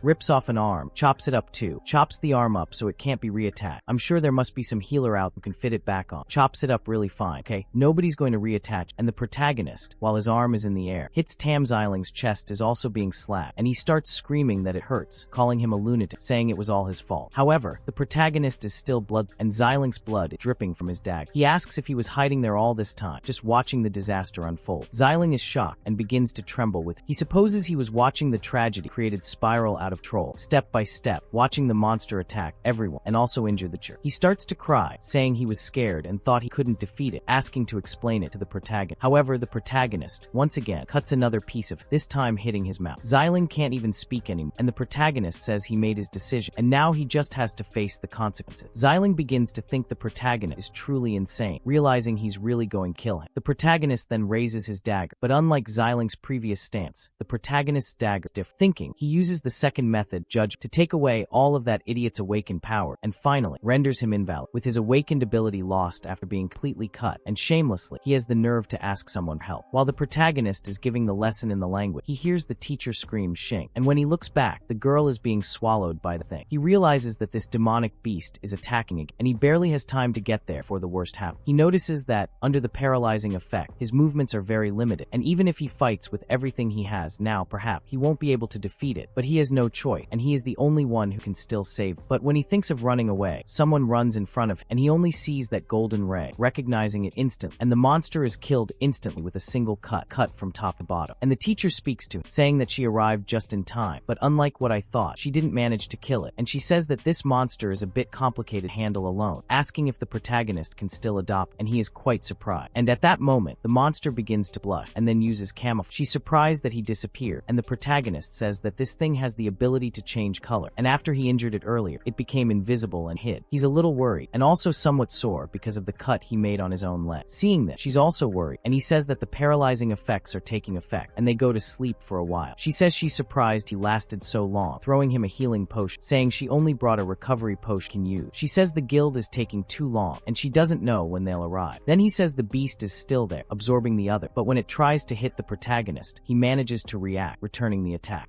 And he quickly appears behind her, ready to hit the monster, and the girl even manages to hit it, throwing the thing far away. Then she says she can't believe it recovered so quick, also mentioning that the protagonist didn't respond sooner, asking if he can adopt, and he says of course, inviting her to work as a team. So things start to get heated, with both of them ready to attack, and he says her attacks and reflexes are excellent, but ultimately, she's still a student, telling her to remember safe come first. However, the girl notices he's talking as if she's not a student either, and then the beast starts complaining, saying the protagonist is interfering with its plan, just like Xylem. They both charge, the protagonist going head-on while the girl flanks the monster from behind, each attacking from opposite sides. However, the protagonist finds something strange, and the monster manages to return his attack, also dodging the relay. She tells him to leave it to her, and she manages to cut off one of the monster's legs, but it almost hits the girl's face. She puts her sword in front, narrowly avoiding being hit, and says she can't break through its defense in any way. Then, the protagonist yells at her as she's hit, and she's thrown backward cut. On the chest, she says that this isn't good, and that his attacks are poison. The protagonist uses teleportation to stop the monster's next attack, and he also uses a block. She's surprised that his defense has already reached the level of an awakened rank B elite, and not even Reli's absurd explosive power hurt him. The creature says they're all going to die, laughing at the situation. The protagonist realizes that's not all. He's absorbing Reli's nutrients and getting even stronger. Both his strength and intelligence are evolving, and if this continues, they won't even last until the guild arrives. His current strength is only rank C, and Reli is still injured. He has to break through its defense as quickly as possible. The protagonist is at an impasse, but remembers what he said in his past life. When they're in combat, facing an enemy of the same level or stronger, and the fight gets difficult, he asks his friends what they should do. Shaolin, he's the first to say they have to retreat, and Reli says the Divine Squad has no option to retreat. The protagonist says that's exactly the topic of the day, the rat bait plan, and he explains that first he attacks the enemy with everything he had, forcing them to focus all their attacks on. When the enemy is lured in, they'll expend all their energy offensive and defensive. He says that after that, she needs to wait for the right moment. While the beast focuses entirely on the protagonist, Reli arrives from behind. He tells her not to attack, but to not stand still and concentrate her energy. The girl questions whether he's going to face that monster alone and thinks it's too risky. Even though he's talented, he's still just an inexperienced rank C warrior and a student, and even though she's a professional with a gold level class. And she asks why he seems to be the leader, so he actually does everything he said. But the monster manages to simply snatch the sword from his hand, and the girl is surprised because the protagonist is impaled by the monster, but still he keeps everything under control, asking her to wait, and she is shocked because the boy, even in that situation,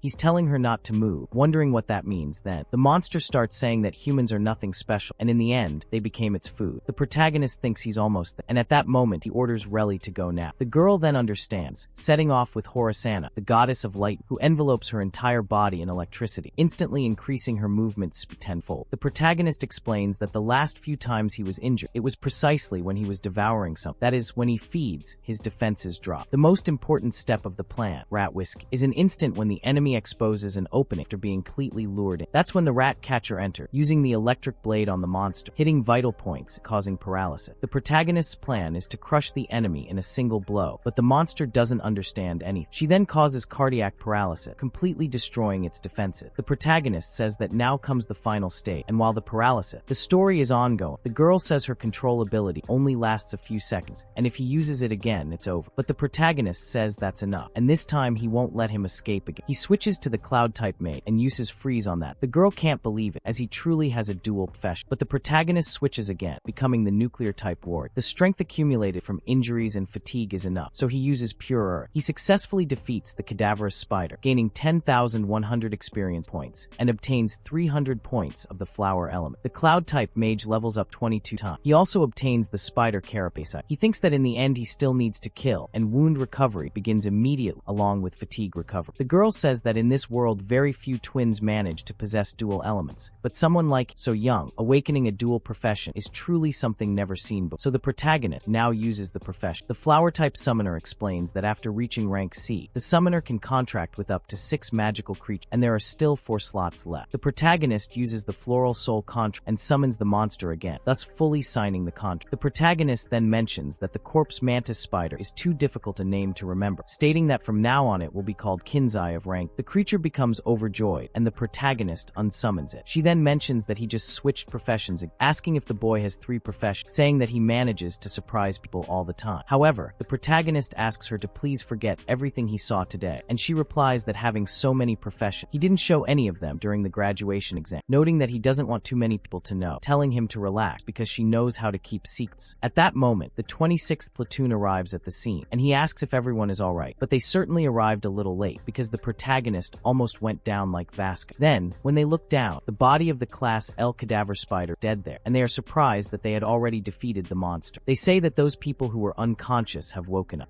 After using the medication, sending it, they go to do the count, and Shin asks the teacher she was almost swallowed by that monster. The teacher tells her not to be afraid, because it's all in the past. Then they say that a rank B monster like that, not even a mature rank C team could handle, and the 2 students actually defeated. They say it's no coincidence that they are twins, coming from the Yang Kingdom. Poor Young, who was trying to show off to the girl, goes to the protagonist, saying that this time it was thanks to that they managed to survive. The other girl says that's right. If it weren't for Bahi's courage, they would have already gone to see their ancestors. Young thanks him for saving everyone. Meanwhile, a girl from the rescue team goes to Heli and starts healing. Another guy talks to the platoon leader, asking if he's alright and why he ran back alone, saying she should know how dangerous. Heli tells the girl to relax, asking if everything isn't already resolved. However, the other guy he tells her not to underestimate her boss. After all, she's a golden professional, a genius who only appears every few years. He asks how there could be something she can't feed. However, Heli thinks to herself that today she saw a true genius, telling Bahi that he's really a mysterious person. Meanwhile, the boy tries to remain neutral so as not to draw attention. After a while, they say the head count is finished and only 1 student is left. The others can board the special train first, and the remaining student will be left for the guild to find. At that moment, inside the stereo zone, Zeline is running from monster, and another monster says he let him out, but not to eat him. He calls the enormous monster chasing him useless, saying it should go devour those. This time, the guy summoned a Heracrolis. Look at the size of the beast, and then the thing starts laughing. On the Divine Guild's special train, the protagonist thinks that the L-class spider great growth potential and, if well trained, could become a 4. This is very useful for him, and he also realizes that after defeating the skull spider, his mage profession has leveled up, but it's still far from rank B. His mage is level 22, while the nuclear warrior is also level 22, and the flower-type summoner is at level 21, and they all gain an absurd amount of experience. He says that monsters of rank C or higher are basically under the control of the guild god, and he thinks he needs to find a way to get more opportunity to level up. He says that after crossing this coastal tunnel, they finally arrive at the long-awaited Shinha Kingdom, where he will probably have more opportunity, and the protagonist starts thinking about all his old friends, saying that he's back. Also remembering that treacherous scoundrel, and in the Shinha Kingdom, within the Eastern Territory, on the 28th at 6 p.m. The train finally arrives at the station on the eastern campus of the Divine Weapon Academy, and as expected from the Shinha Kingdom, the platforms are 10 times better than those in the city where they live, and the protagonist observes everything from them, until someone welcomes them, and the director of the East Campus of the Divine Weapon Academy then says that he will take them all to visit the largest center in the world of the Awake, the Supreme Academy, the Divine Weapon Academy. And at that moment, the protagonist thinks that the Divine Weapon Academy is the place where that guy graduated. Judging by the time calculation, he must be studying there now. And he thinks of Chris, saying that they should meet, and after a while they go to statue, which they say is the Great One of the 5 creator gods, Cadmus Thebe, and everyone is amazed by that statue. Then they say that they are finally seeing the figure of their idol, and they say that the Thebes family is currently the most powerful family, and if they were lucky enough to meet him. It would be wonderful. Then everyone is amazed, and the director says that when the demonic dragon appeared at that time, massacring humans and devouring lands, it was the great Cadmus who rose up, killed the giant dragon, and allowed humanity to survive, and then to unite the strongest power of humanity. It was precisely he who founded the Academy of the Gods, and the Academy, the Divine Soldiers Academy, is the most privileged academy for awakened beings in the world, undeniably only one and the first. Every year, only 100 students between the ages of 12 and 18 are selected worldwide. Besides needing to reach at least rank B, they also have to pass an extremely rigorous entrance exam. Everyone is surprised by these requirements, and they say they really gave their all during elementary and high school, and they only managed to surpass rank D, barely touching the limit of rank C. They realize that Class B awakened beings are so rare in the entire country, and there are very few of them, and they still need to reach that level before they turn 18. It's incredibly difficult to enter the Divine Weapon Academy, and the protagonist thinks that's exact. It's precisely in such extreme difficulty that he graduated from the Divine Weapon Academy. That new member, Chris, who appeared out of nowhere, and they say that although they can't ask about each other's past, he'll whisper a secret, and they say that he really is. The protagonist, Shun, is the top graduate of the Divine Weapon Academy and is incredibly strong. He believes that, based on time calculations, he should already be at the Divine Weapon Academy. Shun thinks he needs to quickly reach rank B and become stronger than, and also needs to enter the Divine Weapon Academy. Shun then thinks to himself that by said he wants to stay at that school, and he certainly has a way. At that moment, someone arrives calling out to the girl, asking how he arrived in the Shenri Kingdom without first seeing his father. He calls her little princess, which everyone finds strange. Then the director approaches Secretary General bowing and greeting him. Shun treats the director as if he were nothing and goes to speak with the girl, that he says her father fell ill from overwork, and he's been sick for the last 2 days, and he didn't want Shun to tell her. She's surprised, gets into the car immediately, and goes with. Everyone wonders about the girl's family history, since the principal is even treating her family's secretary with great respect. They think it's impossible to know, and after a while, a gigantic limousine arrives, startling everyone. 5 boys who seem to be from noble families get out, and the principal announces that the students are late.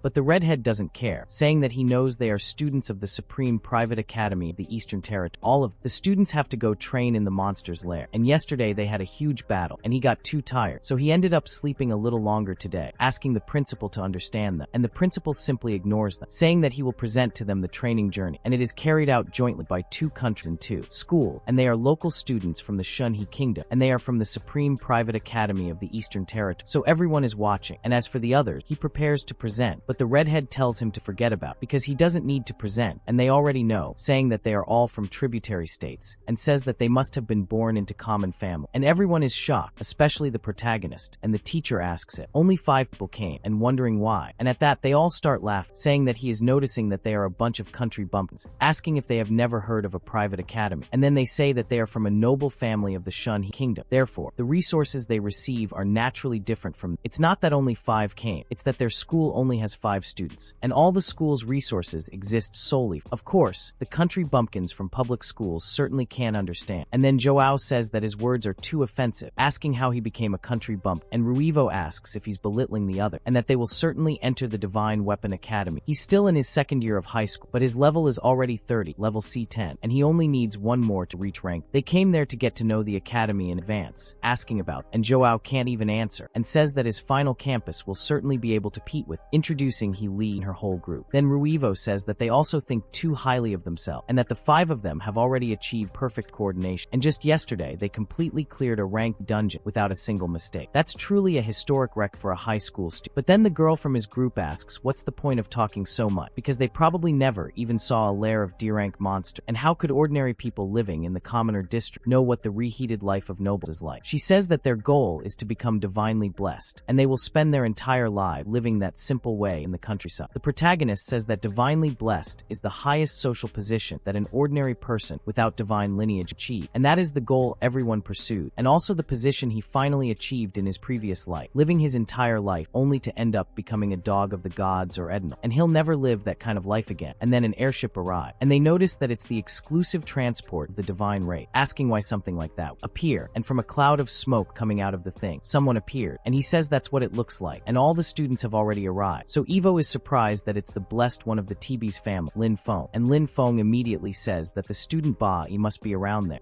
and they question who Ba is, asking what Lin Feng wants to meet him, and the protagonist observes Lin Feng closely. Lin Feng explains that he's the one who, in the simulation test, perfectly cleared the lair of rank D monsters single-handed. He mentions that the divine race of the TB's family was very interested in performance, and coincidentally, the family is recently holding a hunting competition. He's inviting the protagonist to watch, and everyone there is surprised, especially the pretentious one, because he perfectly cleared a rank D lair using only his own strength. Furthermore, the boy is receiving an invitation from the divine race, and Lin Feng asks the protagonist to go with. The protagonist has no choice but to go. It's then revealed that 100 years ago, the world fell into chaos, and countless extremely powerful demonic monsters descended upon the human world. Humanity lacked the strength to face them, and after that, 5 powerful deities descended to the world. They protected humanity and eliminated powerful monsters, preserving the human world under the gods' protection, and humanity has since placed its faith deeply devoted to these gods, and worshipping the gods who protect humanity have remained in the human world ever since. They granted humanity knowledge and power, formed powerful army, instituted new law, and even united with humans, giving rise to descendants. The direct descendants of the gods are called the divine race, and that's the story they learn. Everyone in this world lives under the dominion of the god. Then, Redhead asks if they can go together, since the hunting competition is held precisely in the territory of the divine race, and a commoner might never get to go there in their entire life, much less watch in person. However, Lin Feng says that the cultivation journey was originally organized by the Tibius family, and this time, naturally, they invited all the classmates. There's still some time before the visit to the Gods Guild, and all interested students can go together. June is surprised that they will all actually have the chance to set foot on the territory of the divine race, especially the teacher, who is speechless. Seaweed Hair says that it's a place where only nobles can go. Entering, Relly finds this incredibly lucky, and so Lin Feng calls everyone to go inside. Once in the territory of the Tibius family, in the Celestial City, a city suspended in the sky, they are surprised by what they see. Tibius explains that the 5 divine families are scattered across various regions, and the Shenri nation primarily inhabited by the Tibius family. The protagonist believes they are all descendants of Karimus Tibius, and currently lead the most powerful army in the world, the Guild of Gods, and also manage the Divine Weapon Academy. Therefore, the selection and management process of the army is entirely conducted by the Tibius family, and the academies of awakened beings from various countries are also under their jurisdiction, and they became interested in him this time because of his performance on the graduation exam. But he questions why they chose to meet him precisely at the hunting competition. As they advance, going towards the Mona Lisa,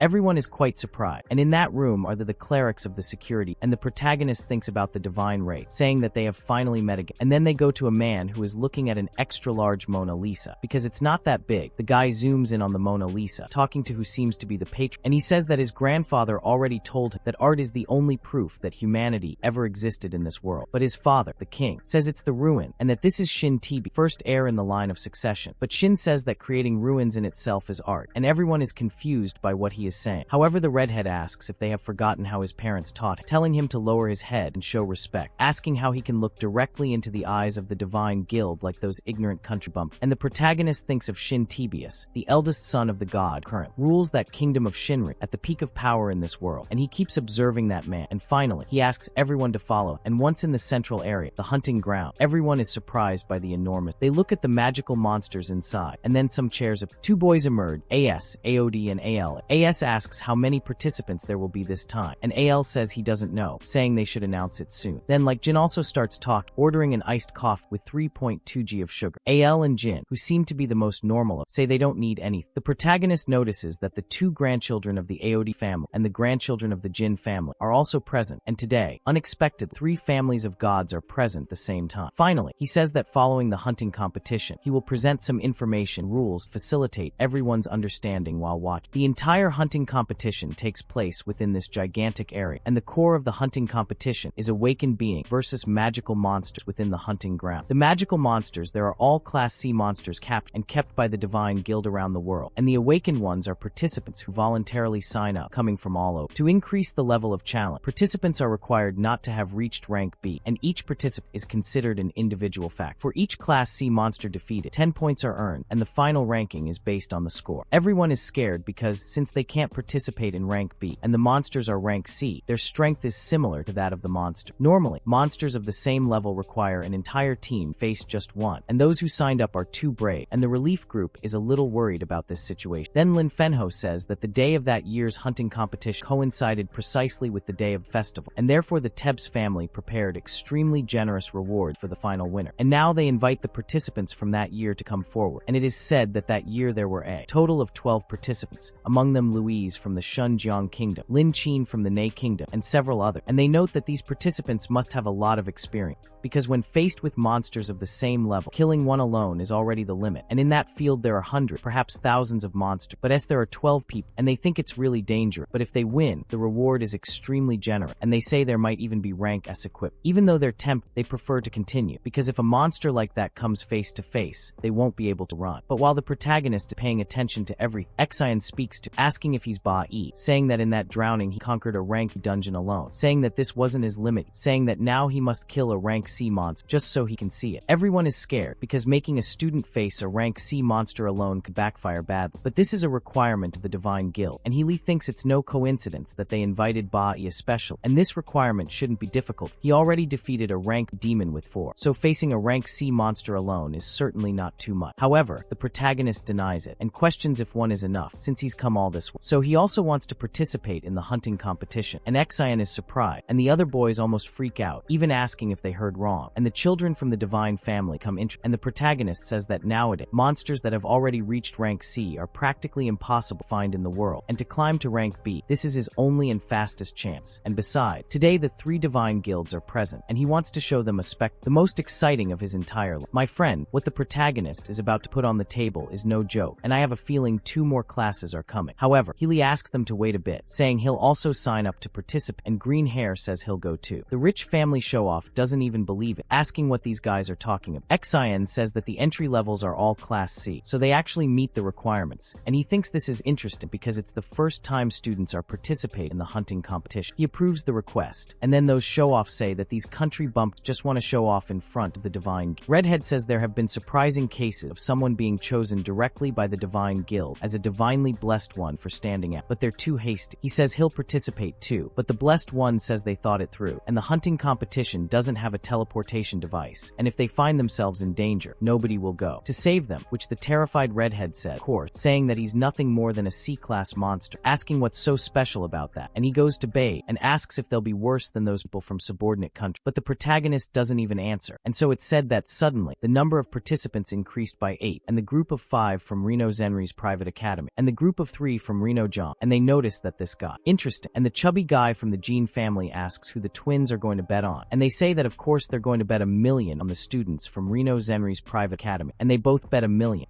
Saying that they grew up receiving an education and elite fighter, second only to them, and how can they be compared to those insects that nobody knows where they came from? Jean says it's interesting, then bets on Bay, surprising them all. The twin AI questions if he's talking about that weakling with white hair, starting to laugh. The twin Ollie says he should prepare to throw money away, while the chubby one, and he stays quiet, wondering who to bet on. Meanwhile, Ollie thinks he forgot to warn them that it's absolutely forbidden to approach the central region of the Black Forest, but it shouldn't get to that point. Inside, the students from the private academy are trembling with fear, while the others walk calmly. That girl who seems to be a mage is terrified of those C-class monsters, saying they haven't faced any yet. The redhead tells her to stop panic, because they've already faced a D-class boss in real combat, and the strength of a C-class monster doesn't exceed the level of a D-class boss, and it's just a matter of crowding together, like they always have, and he says they're going to show those hicks what it really means to be elite. My friend, I'm almost certain you're going to go home in a wooden cough, man. You shouldn't be doing these things. It's impossible. Were you scared? Respect your fear. If you felt that things were going to go wrong, the chances of things going wrong are very high. While the 3 from the protagonist's academy are walking around, the protagonist feels something, and this something stirs his heart. He wonders what it is, because his heart suddenly started beating very fast. The girl asks what's wrong with him, and the protagonist says it's nothing, trying to dismiss the suspicion. The lettuce head speaks to the 2, and since they came together, he asks how they could fight as a group. Since he refused the invitation from the Supreme School group, the group's leader has been losing sleep and has become even more anxious to cooperate. She questions what he's talking about, and and blush it. The lettuce head then asks the protagonist to consider. While they are in the middle of this, a monster appears nearby, lurking. Meanwhile, over there with the elite group, they are being attacked, and the redhead, who invented the whole thing, is terrified. It's revealed that the poor guy is a level 30 nuclear man.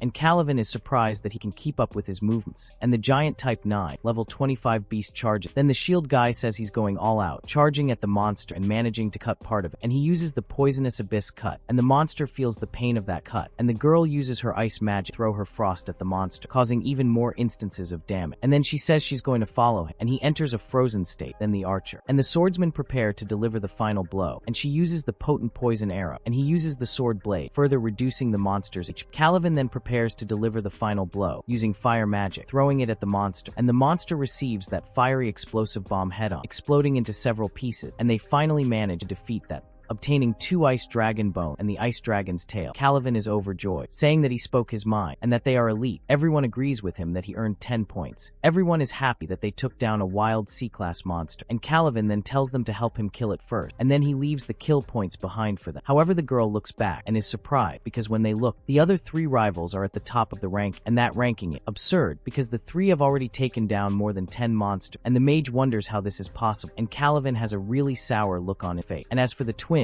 they get irritated, asking what kind of elite education this is because they are a bunch of useless people, and to defeat a monster of a lower level than themselves they still need to put in a lot of effort, and they bet a lot on Caliban. The 2 of them, 1 million each, and they say they are going to lose money. Again, but Ali asks if this guy isn't too lucky, because who would have thought that the insect he randomly chose would reach 3rd, and Shinny tells them never to underestimate the power of insect, as that's what his father always taught him since he was little. However, the chubby guy says he hasn't even tried this hunt. In his eyes, it's too easy, and he says that this way there's no fun at all. Shin already realizes he's coming up with another twisted idea, so he says he'll also sign up, betting on himself, but he says he'll let his family dog go and play. However, Ali says he's divinely blessed, and Asus says the rules only allow awakened C-class beings. Then the chubby guy says divine life is the rule, and tells him to take advantage and release the high-level monsters that are imprisoned, and if they don't come in first place, then he can die. At that moment, the giant cosmic type class C stellar beast arrives and starts crushing one of the participants, and they shout Luis. They question why high-level monsters suddenly appeared like that, and Luis even begs for help, saying he's giving up, but he's eliminated, and so several others are eliminated one by one, and everyone is left, desperate because he had clearly already given up on the competition, and they find it too cruel, and the teacher is startled, looking back and seeing that the descendants of the Divine Guild seem to be having even more fun, right? For nothing, but these guys are reminding me of Arubato, okay? I think they deserve that lesson from Luffy, and they're saying that now it's getting good, and it's only fun when there's an exchange of blows, so Shin calls Tab, asking if he still has any monsters stored at the bottom of the chest, ordering him to release them all at once. And then Tabs looks closely at what's happened and sees that the giant star beast, Stone Monkey, level 28 class C, is going after Relly, and the poor thing can barely handle it, and she says that with a broken leg. Manages to have that speed, however. She notices something quickly passing by her side and sees that it's the protagonist, throwing the monster far away with a single heavy. The monster goes flying from that kick, but it's still alive. However, Zishin, the lettuce head, uses heavy pressure and speed reduction to bring the monster down.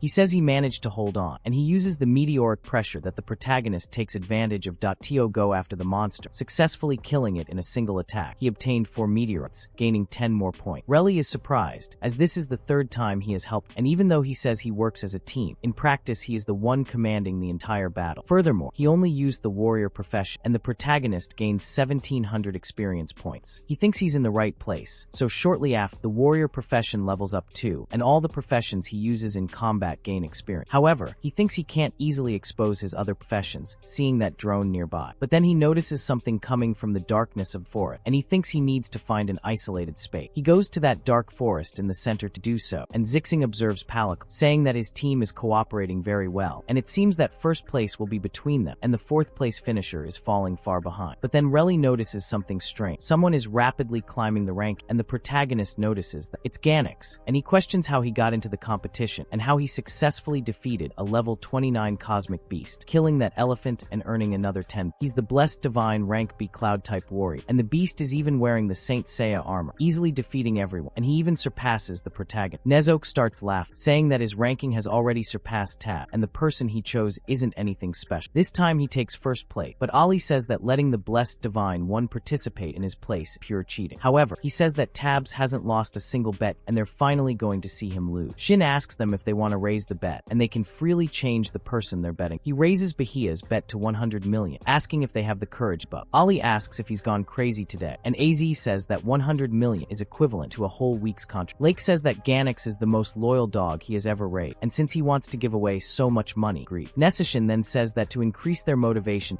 for first place, they will add an extra spice to the game, and he finally understands immediately. He tells all the participants that the final phase of the hunting competition officially begins, and more powerful monsters will be released. All participants can now choose whether they wish to continue in the hunting field or withdraw, and the mage immediately says she wants to leave. She also mentions that the TB's family has added a new special prize to the pot, and the ultimate winner will receive the Sacred Oracle item, and the protagonist thinks that the Sacred Oracle is a ring that each member of the Divine Guild can only grant once in their life, and that an ordinary person who obtains the Sacred Oracle is equivalent to possessing safe passage death, and even if they commit a capital crime, they can use the Sacred Oracle to obtain absolution. And in his past life he was with Aura, the sacred acuity that the master saved him from the prison of the awaken, and he thinks, who would have thought that this time the TB's family would be willing to pay such a high price, and if it continues like this, the competition will become even more intense, and there isn't much time left for him to level up. Meanwhile, Sherlin speaks to the two, saying that fighting as a team has a higher success rate, but the points increase slow. Furthermore, the number of monsters on the outskirts is decreasing more and more, and it's better for each of them to fight on their own from now on. That newcomer is about to leave them behind, and he observes that the guy is already at level 350 while the protagonist is at level 250. The protagonist asks if they can protect themselves alone, and Helly realizes now that he was only with them for their safety, and he accepted the team to protect. She tells him not to underestimate the Supreme Academy, asking how they can see who gets first. While they talk, Ganix continues cleaning up the monster, remembering what he said earlier, saying that they will. He'll tear those monsters apart without mercy, and if he can't maintain first place, he should die in them. Then Hex starts laughing, asking if he's watching, saying that what he created is a hunting dog, telling Exion that he's already lost, and tells him to look at Bai, whom he chose, saying that even his teammates abandoned and that he's useless. However, the protagonist looks directly at the camera. His image is only there, but Exion thinks he's acting strangely, and they notice that his transmission has dropped. Asking what happened, Exion realizes that he's finally going to start showing his true strength, and the protagonist says that he went to the most central area, a place where many people don't dare to go beyond. His master had already taught him where the forest monsters like hide. He uses the cloud-type mage to take down that drone, and he immediately finds 3 rank C monster in front of him. He notices that finding these experience packs is quite easy, and he says that he's going to take advantage of it to properly approve each of his profession, which is the archer girl. He notices that the boy's transmission has improved, suddenly wondering if he encountered any danger. The teacher questions what's happening to Bai. However, June tells them to look at Bai's score, which is rising very quick. He asks how he managed to get 30 points at once, jumping straight to second, and he continues to climb, reaching 310 because he gains another 20 points, closing in on first. He wonders if the system glitched, and Locke, who is betting against the protagonist, looks terribly confused, asking how, after the transmission went down, his score just keeps skyrocketing. Lin Feng explains that the scoring system doesn't make mistakes. They place chips in each monster, and only the moment they are killed. The point is that it's calculated per participant, but Locke doesn't like that at all, throwing his tea in Lin Feng's face, and asking if he needs to explain it, asking if he thinks he doesn't know, and he talks to Tab, questioning if his family's blessed one doesn't know the rule, asking since when someone can interrupt when the Divine Guild is speak, and then Exion asks if he's so afraid of losing, and Locke gets angrier and angry, and Exion thinks of Ba, he's saying that he's even more interesting than he imagined, and He Li in turn says that it was expected that when he started fighting alone,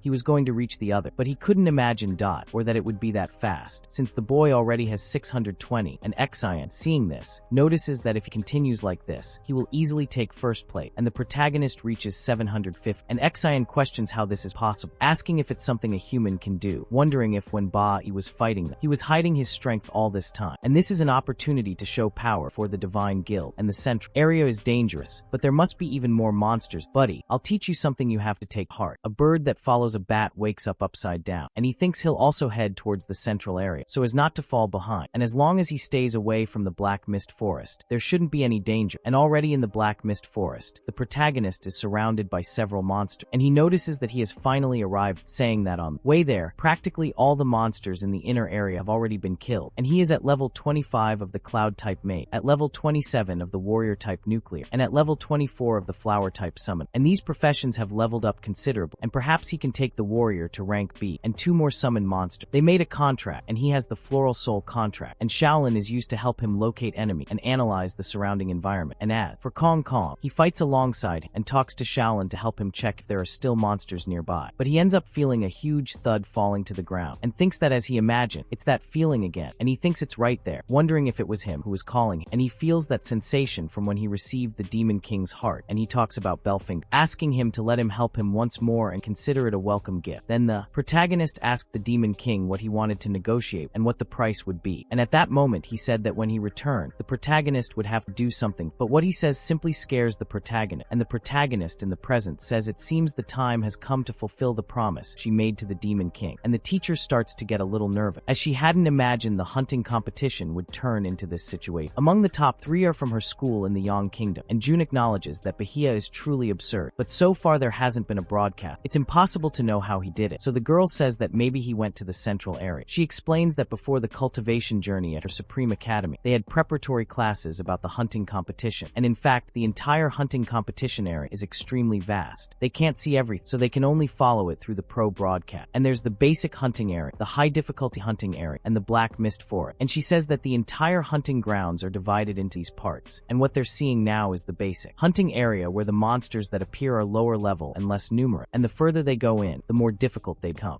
The higher the level of the monster, the greater their quantity, and therefore Bai is able to accumulate points quickly, certainly because he has advanced to. June begins to understand, but says that the Black Mist Forest, located in the central region, is a place that can never be visited, and they say that this place is cursed, and whoever enters can never leave. They question why the deputy chief of the platoon went to that, and Zishin says that he wanted to go a little further inland to kill more monsters, and without realizing, he ended up arriving at the Black Mist Forest. However, he questions why Bai also went, wondering if he wants to enter, wondering if he doesn't know how dangerous the Black Mist Forest. However, he realizes something else, noting that it's better this way because if he disappeared, the god's gaze will turn to the island more easily. Inside the Black Mist Forest, the protagonist sees a dinosaur advancing. He realizes he's back there again, and since he marked the path, he's only gone forward, and he hasn't turned back at any point, but still ended up returning to the same. It's an illusory labyrinth, and it seems that many hunters have ended up lost there forever. He wonders if anyone. He must have cast some kind of extremely powerful spell in that place, and why such a spell would exist, wondering what secrets the forest of the dark mist truly held. And then, everyone starts wondering what's happening, because the protagonist stopped at 750 and isn't changing any. Zixing goes to reread the scoreboard, and she asks if he found Bahia, since his score hasn't changed in a long time. The boy says yes, saying he heard him enter the high difficulty area, and that he seemed to be heading towards the central area. She questions if he mistakenly entered the Black Mist Forest, and the protagonist simply starts disappearing from the scoreboard. It said there was a signal loss, and the second person to reread the scoreboard is now gone. Everyone is worried about Bahia's score suddenly disappearing, wondering if he's been killed. The teacher is completely shocked, thinking he has to be okay. Inside the Black Mist Forest, he closes his eyes, trying not to believe what he sees or hears, telling himself to trust his feeling, follow his heart. He manages to find a path through it all, as if it were his heart, and he says he's getting closer and closer. It's right there, and he manages to find his own path, reaching a gigantic crater. He never imagined that the center of that hunting ground hid an abyss of that size, and in his past life he never saw anything like any wreck. This celestial city truly hides some, and so he summons the floor-type summoner, asking Shaolin to take a look down there. He jumps onto the monster's back and questions what lies down there at the bottom of that abyss. As he descends to the bottom, he wonders what place this is, questioning if a great battle has already taken place there, until a monster appears in front of him, asking he is. As the protagonist turns around, several level 29, 28, and 27 C-class spirits appear before him, and a level 36 B-class spirit also appears.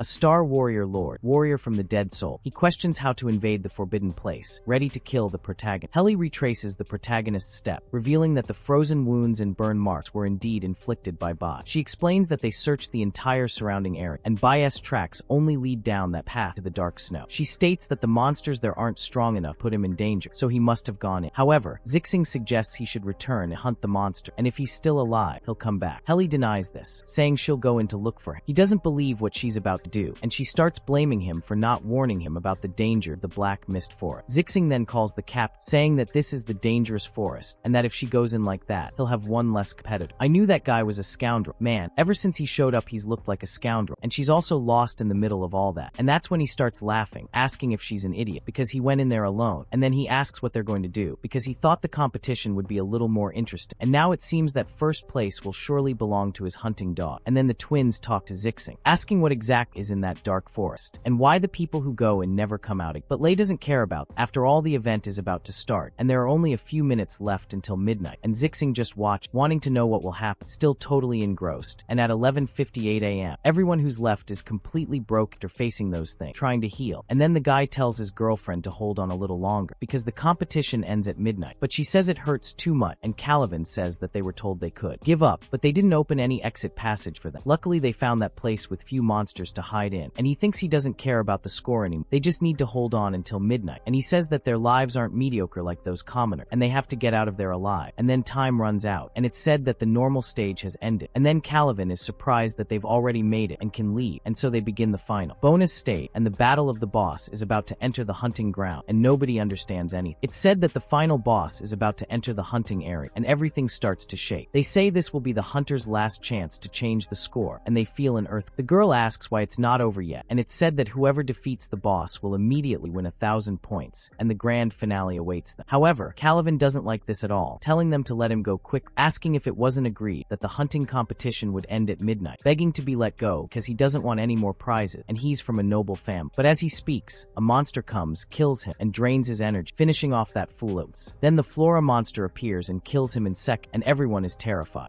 And the sorceress questions why this has happened, and here he is, the Flower Lord Maid, level 36 Class B, Soul Collector Corpse. And so they notice that this is a Class B boss, and even if some of them, or rather, even if all the clever participants attacked together, it would be impossible to win. An awakened Class C could never defeat a Class B boss. Meanwhile, in the Celestial City, on the second level of the Abyss, the protagonist is facing the last skeleton that rises, and he says that all that remains for him is that during the hunting competition, all his class levels increased, and now his two combat classes are close to the top of Class C. One is at level 29, and the other is at level 27, and the Summoner class is at level 26. But he says that the data from just one class is not enough to fight a Class B boss, but his advantage is having multiple classes. Then the monster comes forward using the power of the soul, and the protagonist switches to the Cloud Maid, going behind and using Create Ice on the creature's back. However, a monster counter using Create Ice. The attack ultimately failed, and the protagonist falls back as the monster resumes its attack. He switches to Nuclear Warrior, deflecting the attack with a block. He notices the crucial point is his powerful summon, which has also grown rapidly during this time. Kong Kong uses his sword to pierce the knight's chest, stating that his strength is no less than that of a Class C awakened warrior. The impaled monster has little he can do, and the protagonist appears, plunging his sword into the monster's forehead. This is enough to close the distance between them, and the protagonist successfully eliminates the target, defeating the Class B boss, Dead Soul Warrior. Nuclear Warrior reaches level 30, Cloud Mage level 28, and Flower Summoner level 27. He has finally defeated the boss, and killing higher level monster is truly difficult. However, he arrives at a sealed door and says he can now open the gate, but he receives a new notification arrives, stating that the accumulated stellar element was sufficient, surprising, and a new class is about to awake. Meanwhile, in the 2.0 hackup at the Divine Guild, in the 6th division of the 8th squad, a guy is saying he heard there's a mysterious space inside the tower where many powerful monsters are imprisoned. Another asks how that's possible, as it's the territory of the Divine Raid, and he's been hearing too many urban legends. The other says if he doesn't believe it, that's fine, but he speaks as if he's already been there. However, the captain of the 8th squad arrived, asking who gave permission for the two to gossip during work, and they apologize immediately. Then the captain explains that his duty is to protect the security of the eastern sect of the Divine Race's territory, and today is the hunting competition, and they can't make the slightest mistake. And he says that they've been in the squad for 3 years and still have less common sense than a recruit, telling them to learn Chris. And Chris himself thinks that the mysterious space of the Celestial City is something he's been curious about, and in that, the protagonist's new class is quickly awake, and he becomes a Celestial Maid.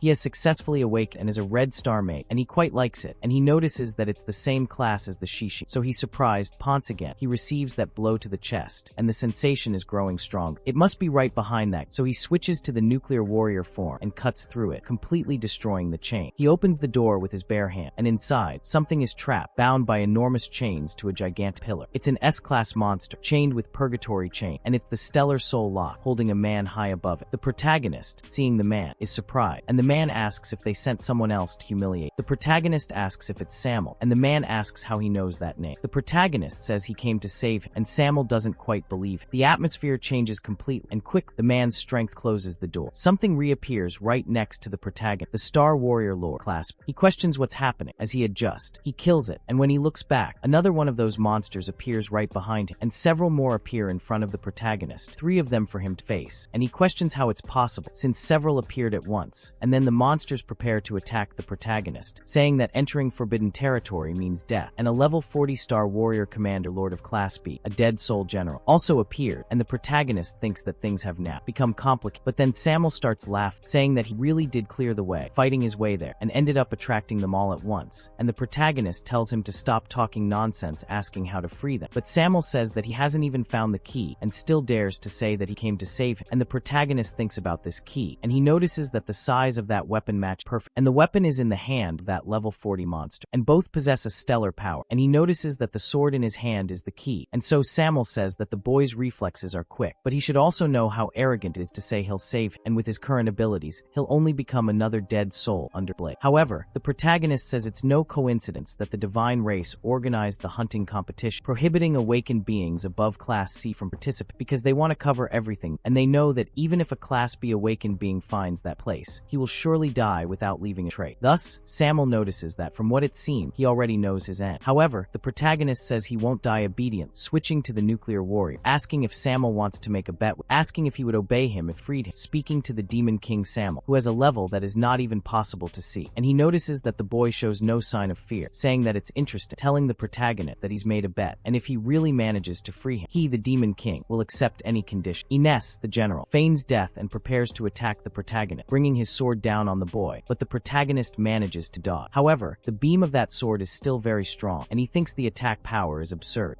and is almost hit by that thing again, but he manages to get out of the way. But another of those lower-level monsters appears behind the protagonist. Kung still manages to save him at the last second, and the two begin to coordinate their attack. Samuel sees that the protagonist is also a summoner, surprised that he's a dual-class human, saying that he's really not bad at all. But what he's facing is an army of dead souls, and the protagonist realizes that it's really not easy to deal with. Ines, the general, attacks him again, but the protagonist uses block. However, the monster also uses matter percept, throwing the protagonist away. He notices that the protagonist still knows the advanced level skill, matter percept, and the protagonist ends up injured. The other two rush towards the boy to attack him as well, and the protagonist has to put his dagger in front, being thrown away, but stopping the attack. He realizes that it's no use, and although he's already at the top of Class C, facing so many enemies, Class B is still asking too much. He ends up getting out of the way at the last moment, and doesn't. He is killed by that large sword, and in that moment he jumps behind one of the monsters, and is almost hit by two others, and he can't get out of the way in time, but Kung steps in front, giving his life for the protagonist, and orders him to return, and the summoning is recalled before Kung disappeared, and the protagonist realizes that each of those monsters is a higher level than his, and to kill just one warrior of the dead soul, he has already used all his strength, but now he has 10 warriors and an even stronger general commander, and Samuel then says that in the face of absolute power, the weak have no hope, but the protagonist denies this, saying that the essence of that battle is not a life or death struggle, and tells Shaolin to attack them from behind, and Shaolin appears there throwing a bunch of thorns at the monster, and when they turn around, they stop attacking, but the protagonist uses the flash technique from right behind, and the flash technique catches the rank B level 40 monster by surprise, and the protagonist appears right behind. He switches to the cloud wizard, creates ice, and he says he found a moment of hesitation, and all his attention is now focused on getting rid of the ice. However, the protagonist says that now he will receive his attack with full force, and he doesn't attack to kill, only to take the sword from that creature. Then he notices that the protagonist wants the key, preparing to take it. The protagonist says that the essence of that battle is not a life or death struggle. He simply takes the sword, kicks it towards Samuel, and it flies towards that portal. Then Kong appears there, and the protagonist says that it's a contest for the crucial point. Whoever gets the crucial point will be the winner. Kong prepares to plant the key, but that rank B level 40 monster steals the key from Kong's hand, surprising the protagonist, and the monster finishes him off. Thus, the protagonist's summoned creature dies, and the monster doesn't have the luxury of losing to the protagonist. It is said that below the abyss, the greatest despair approaches. Seeing that the monster managed to thwart its plan, kill Kong,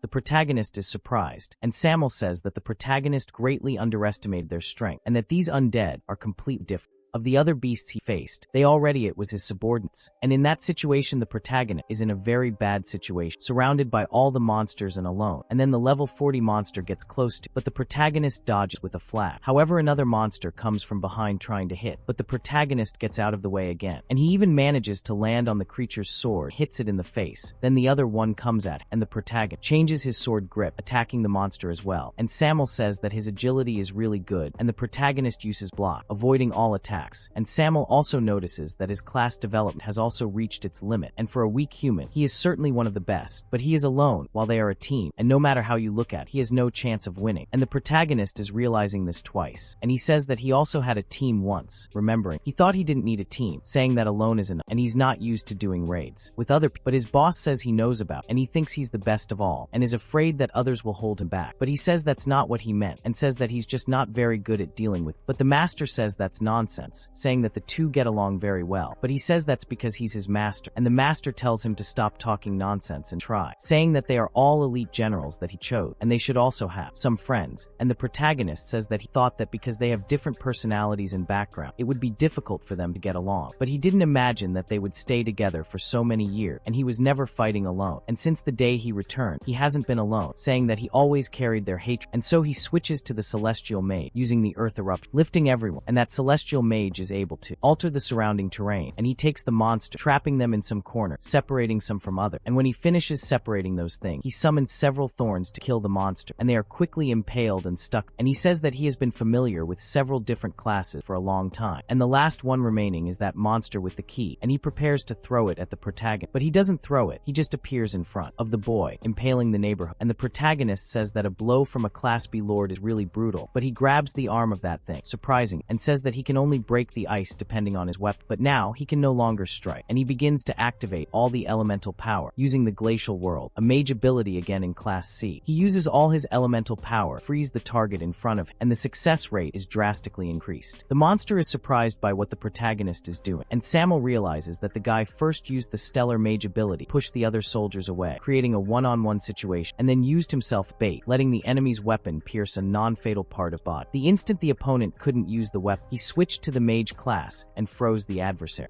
And alone is like a whole team, and the protagonist cuts off the monster's hand along with key, causing the monster to scream and try to follow the protagonist. However, the protagonist manages to pull the key from its chest and prepares to take it to Samuel, expressing their apology for the delay. They then insert the key where it should be, but the monster tells the protagonist not to even think about breaking free and attempting to reach Samuel. The key fulfills its purpose, freeing Samuel, who is overjoyed that the protagonist finally succeeded and the furious demon king is finally free. The protagonist then mentions that he had just spoken about any condition, stating that he would accept. However, the monster approaches the protagonist, grabs their neck, ready to kill them, and the others break free. The protagonist is on the verge of death when the protagonist declares that it is now the Demon King's turn to fulfill his promise, ordering the protagonist to immediately destroy his entire army. The protagonist says he would do it even if asked, and then his body becomes covered in tattoos. A horn emerges from his forehead. He declares that he will not forgive a single traitor, extending the influence of power. Throughout the area, all the monsters disappear as he kills them quick. The first one dies without even seeing it, and the second, which is holding the protagonist, also turns to dust. He rips off its arm and throws the monster away, finishing it off in one fell swoop. The protagonist, seeing this, can't believe. The Demon King positions himself in front of the boy while the others prepare to attack. Samuel says that it seems they still haven't realized, and he begins to kill everyone in his path, grabbing one by the face and charring it until only a skeleton remains. The skeleton in his hand is then turned to dust, and he says that their failure to realize how serious it was their mistake. He calls them a bunch of ungrateful traitors. The monsters continue to die one by one, with Samuel finishing off everyone. He says that this place was clearly his home. Then, Shaolin approaches the protagonist, healing the boy, and says that that group that calls itself the Divine Race has occupied his lands, but they didn't even think of resisting and chose to betray them, becoming their guard dog, and he questions if this makes them happier than being his subordinates. Then the general of them all speaks to Samuel, saying that it was all for their survival, and there was no other way. However, Samuel doesn't like this answer at all, asking if this ceases to be treason, finishing off the general, and he begs Samuel kill him. However, Samuel asks if he thinks someone who betrayed him will really die so easily, so he electrocutes that monster, chopping him all up, saying that cutting his body piece by piece, until the moment his last drop of blood comes out, is what will make him happy, and he asks to die. But Samuel had other plans, but the protagonist. I had an even better plan. Cut. The general successfully takes down a monster, gaining 100,000 XP and obtaining the S-class item, the Servant's Soul. Samuel then asks Ios how to interrupt his execution. The monster is huge, much bigger than the protagonist, and asks the boy who thinks he. The protagonist doesn't know how to answer, and then remembers the deal he made with the demon. The king asked him to help find the other 6 men when he returned to the path, and then free them all. The protagonist doesn't quite understand, and the demon king tells him about the men, saying they are 6 other great demons. The protagonist believes believes this, and says that when the time comes, the heart-hated will feel their presence. They hate those gods as much as he does, therefore their objectives are the same. After freeing them, he should make them his allies to massacre the god. Just thinking about it, he realizes it's already impressive, because the hero and the demon king joining forces is too much, but that's what those stupid and horrible gods sought, and they will bring them down together, this world and world under their troll, the divine. Then the protagonist remembers now, and kills the monster in front of the demon king, and finally manages to upgrade from nuclear warrior class to class B, and also the cloud mate, along with the star mate, and he also gets the hero's key. But Samuel asks how he dares to interrupt, and who he thinks he is, and the protagonist tries to say something, but Samuel throws his lightning bolts at the boy, and he says that his condition was that he eliminate them immediately, and he didn't do it. Then Samuel realizes he was wrong, and the protagonist says that then he did it himself, but Samuel confirms with the boy if he doesn't think that just because he freed him, he really has the right to negotiate, and the protagonist says that he should know that he can't get out of there alone, and the existence of that tower serves to suppress his power, and if he wants to stay there forever, he must. He feels the urge to kill now, and in that moment Samuel realizes he's right, and the protagonist asks if he remembers Belphegor, and when the protagonist asks about Belphegor, he gets a huge shock. He says that, on the contrary, freed them completely. It was a condition he accepted from this demon, and Samuel questions how a human like him could know Bel, and the protagonist says that this heart, this life, was given to him by Bel, and for that reason, he will never be indebted to, and helping Samuel to free himself was only the first step. And then, Samuel asks what he intends to do, and the protagonist says he's going to cause a great commotion, and after they talk, the protagonist opens the door, and the two finally leave. Samuel says that this city originally belonged, and he doesn't even remember how many years ago he led the demon, and finally they found this habitat full of crystals and demonic power. But shortly after, a group calling themselves the Divine Race brought an army to territory, and they attacked them while they were building their home. Along with that, their territory was plundered. They were turned into slaves, and they transformed this place into the Celestial City, divided into two levels, and the upper level is exclusive for the pleasure of the Divine Race, with extreme luxury,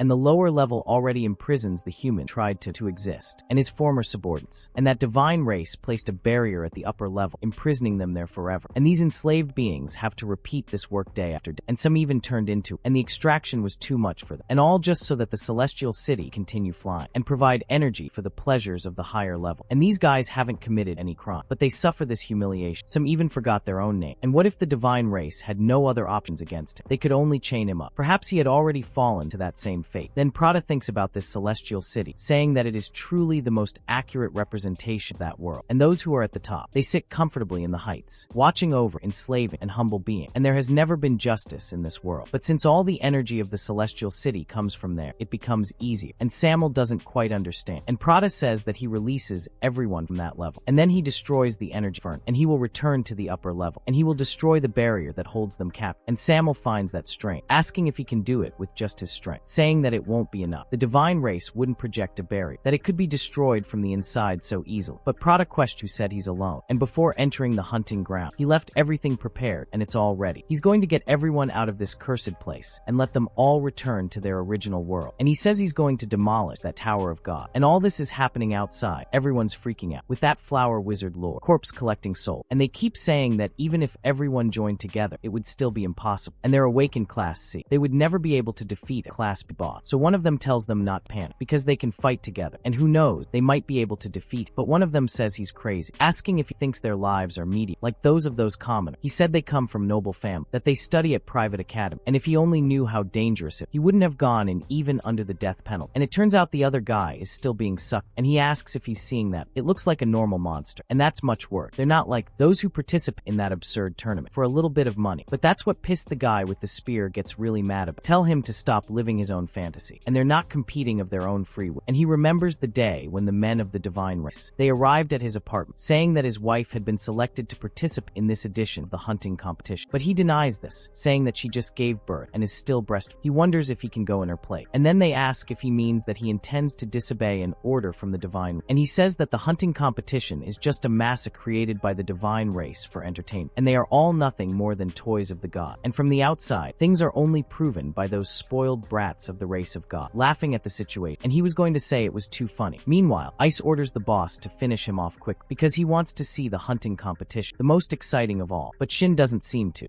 so excited against the others that no, and they're all dying inside their Edo, that he devoured Caliban, and they try to run away because the monster is watching, and when the monster finally senses it, it smells blood, and he notices that the smell of blood is coming from the girl hiding, and her husband even tries to do something, but the monster passes right through him, hitting him right in the middle of his chest, and throwing him away, while going after the girl trying to kill him. So when he gets closer to the girl, there's not much the man on the ground can do, but then ice arrows shoot up at it, and here comes Ganix to save the day using his ice ability, and attracting the attention of that monster, making him turn around to see what's happening, and Ganix confronts him, using his power and armor, and they notice that guy. He's the one in first place in the rank, thinking they're safe, but they say no, because from the moment they stepped onto that battle, everything was already decided, and no one can escape this game of the god. And Lack is talking to him about, asking who let him appear now. He said that he ruined his fun, and then the boy asked what that, and Lack said it was because of Lack's divine blessing. The fun ended too quick, but he asks what the rush, because he has another idea. He still wants to see something more exciting. Speaking of which, he should forget about the monster and move on, in front of everyone, and to kill that woman. What a rotten kid. I knew it. I told you guys it was just like Stereobeta. I can spot bad from a mile away. Oh my god. Meanwhile, the protagonist is hatching a plan with Sam, and he says he's not alone. Before entering the hunting ground, he left everything prepared, and he's going to make everyone leave, and he will destroy the Tower of God. And so Sam will speak that the chosen one of Belphegor. That's really interesting. He promised to fulfill a condition for himself, but he still hasn't fulfilled it. Then he invokes his power, saying that he will allow it to take the initiative, and he will give you an early gift as a thank you. It is the heart of Belphegor. It can absorb all elemental forces, and he's going to inject all the elemental power he's accumulated over all these years. And in this, the protagonist manages to gain enough elemental power, activating a new class well, and the lightning wizard awakes, and he notices that in an instant, the elements of lightning were filled, and it awakens the gold class, and he's surprised that it was the first one he'd ever achieved. And Samuel gives him something else, handing him a ring, and he says it's his magic ring, and normally, it can be used as infinite storage space, but it has another function, and you can transmit your voice to him, and with all that shouting in the ring, he'll be able to sense your location, and Linyu promises Lee, no matter where as long as he hears his voice, he will find him immediately, and the protagonist finds that strange. Samuel keeps calling himself Linyu. He says that was his original name, but some things happen. He changed his name to Lu Yun, and only the people he trusts know that name, and so, he agrees to call him until the protagonist switched to the Flower Summit,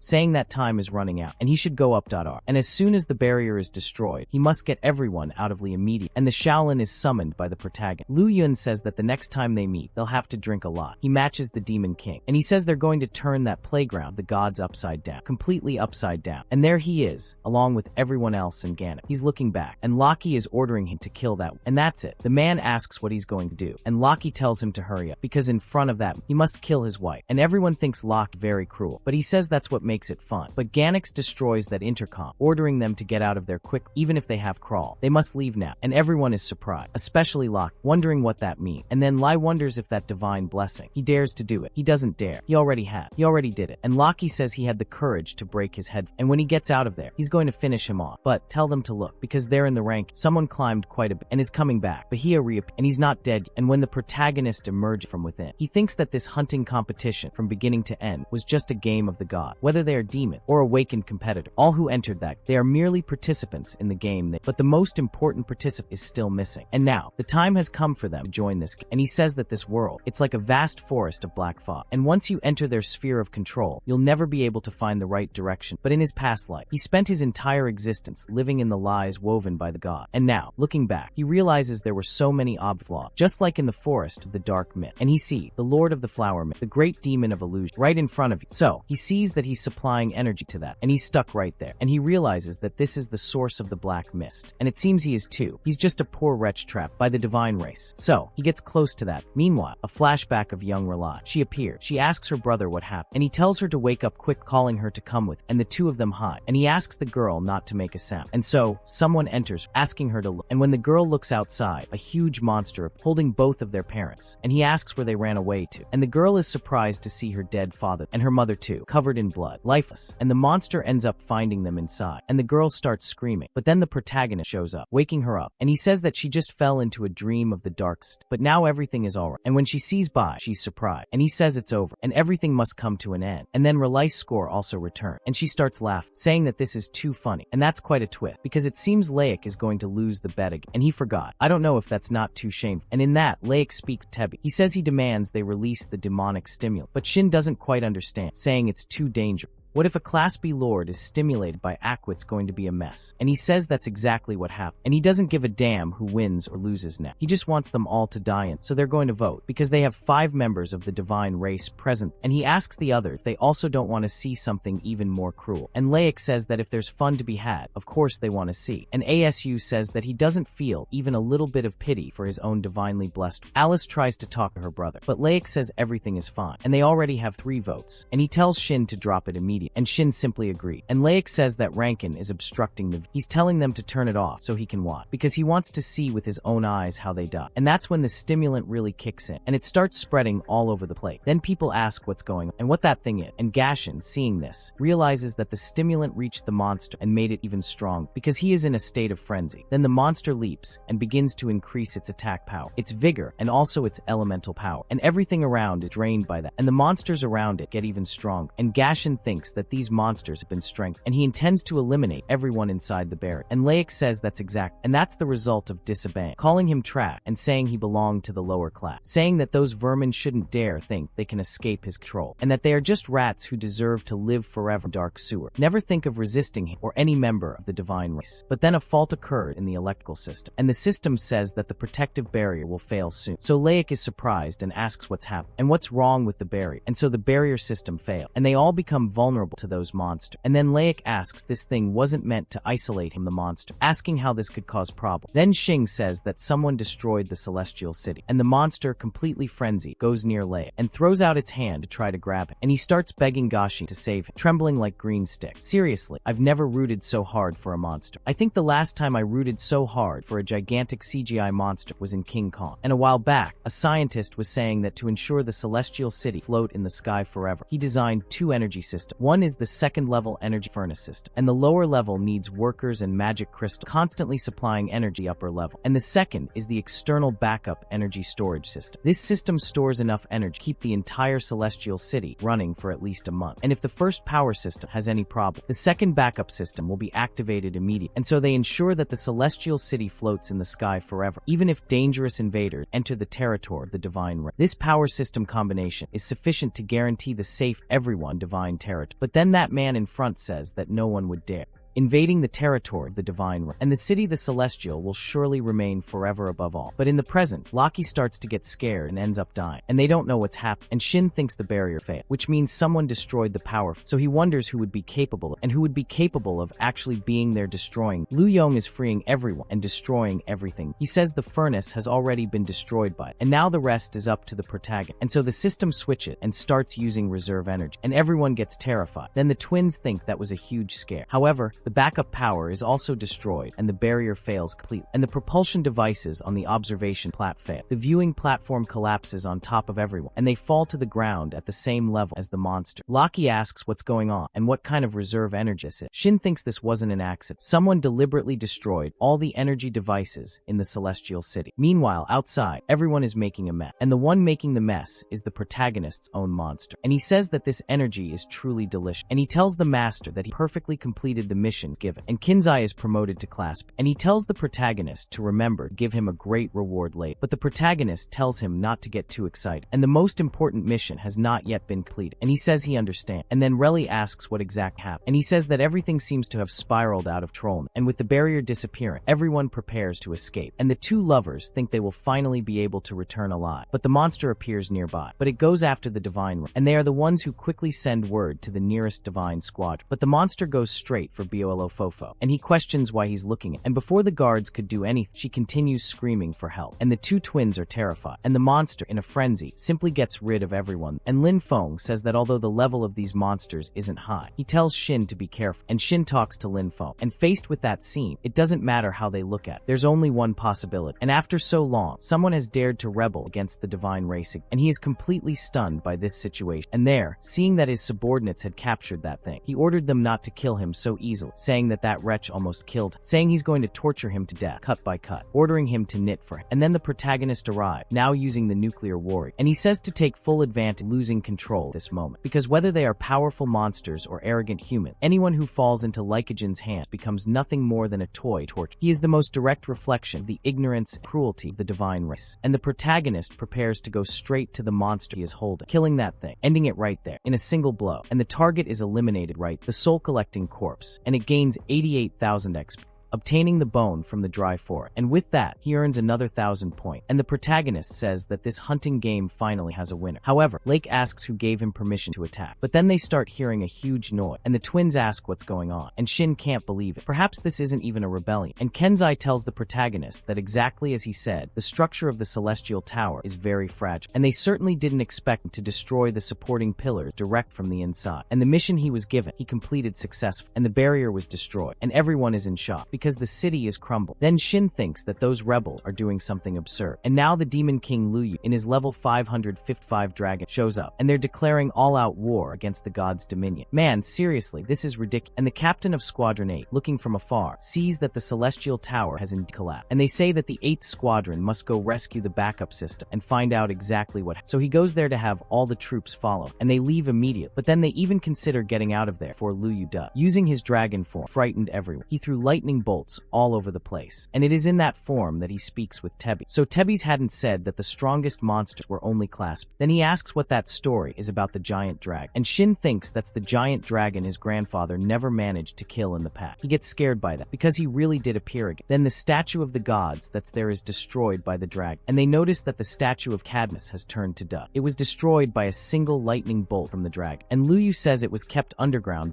for many years, and he begins to unleash his anger. Come on, it's time for them to settle the score, almost burning everything down. But before the lightning strikes Shin, he stops instantly. Lin Feng then notices that the pressure from this giant dragon is too strong, and it's at least rank S or higher, and they need to protect Tebi's as safe at all costs. Shin can hardly believe it, because in the blink of an eye, the territory of the divine race suffered a devastating blow, and the nobility of the celestial city was brought down, and the glory of the divine race was completely crushed, and the twins begin to cry, trying to hide, and he questions who can kill that dragon, and he offers a reward of 100 million, but his brother asks if he's gone mad, because how would it be possible to defeat that dragon? And that would only be possible if the divine squadron intervened, and Luyu remains furious about it. And it's said that the monsters from the hunting grounds also escape. They must protect the divine race. Meanwhile, the teacher arrived, filled with fear, and she says that no one was hit by the building, and so the girls are reassured, saying that they are all alert and don't get hurt so easily. And all the while, everyone is desperate, and the girl says she wants to go home and never wants to show up, and the husband says that at least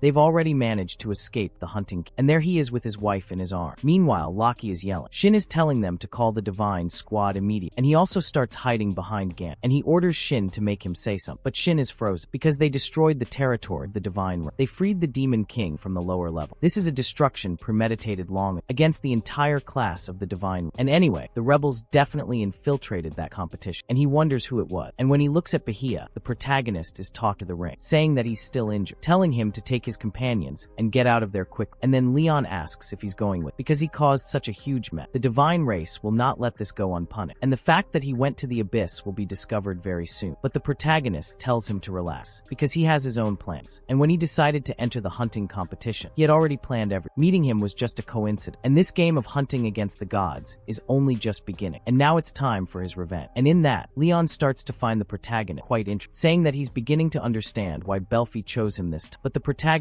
tells him to stop talking, and if he doesn't leave now, the divine squad will arrive. But Leon asks what the divine squad can do against him. If his people were not there, he would surely turn the heavenly city upside down, just like he does today. But they've already suffered too much because of, and it's truly time to leave. He speaks with Bai. He said that he made the demonic race see the colors of the sky again, and he, Leon, will never forget this debt of gratitude in his life, and he will always be waiting for his call. And one day, he and Lu Yong will overthrow the entire dominion of the gods. And the protagonist bids farewell to Lu Yong. And so the meteoric crushing of the celestial Mei is used by Zixi to save the boy. And so he asks if the two lords are alright. And the twins ask if the monster simply died, but the other one doesn't even believe. And he starts cursing his guards, saying the monster almost got it. But Lai says the lettuce head isn't so bad after all, and he appreciates the comp. However, Lai notes that the damage from this competition was too great, and with destruction of this magnet, he doesn't know if the celestial city can still be rebuilt. And he tells Exai, and he's still standing there. Lin Feng will speak with him, saying that all the monsters in the area have already been eliminated, and the giant dragon flew beyond the spring, the sacred realm, and the divine squad has already begun the pursuit. And Exaian then asks how much energy, and Lin Feng questions the 8th squad, and it is said that the backup power system has already been restored to normal, and the power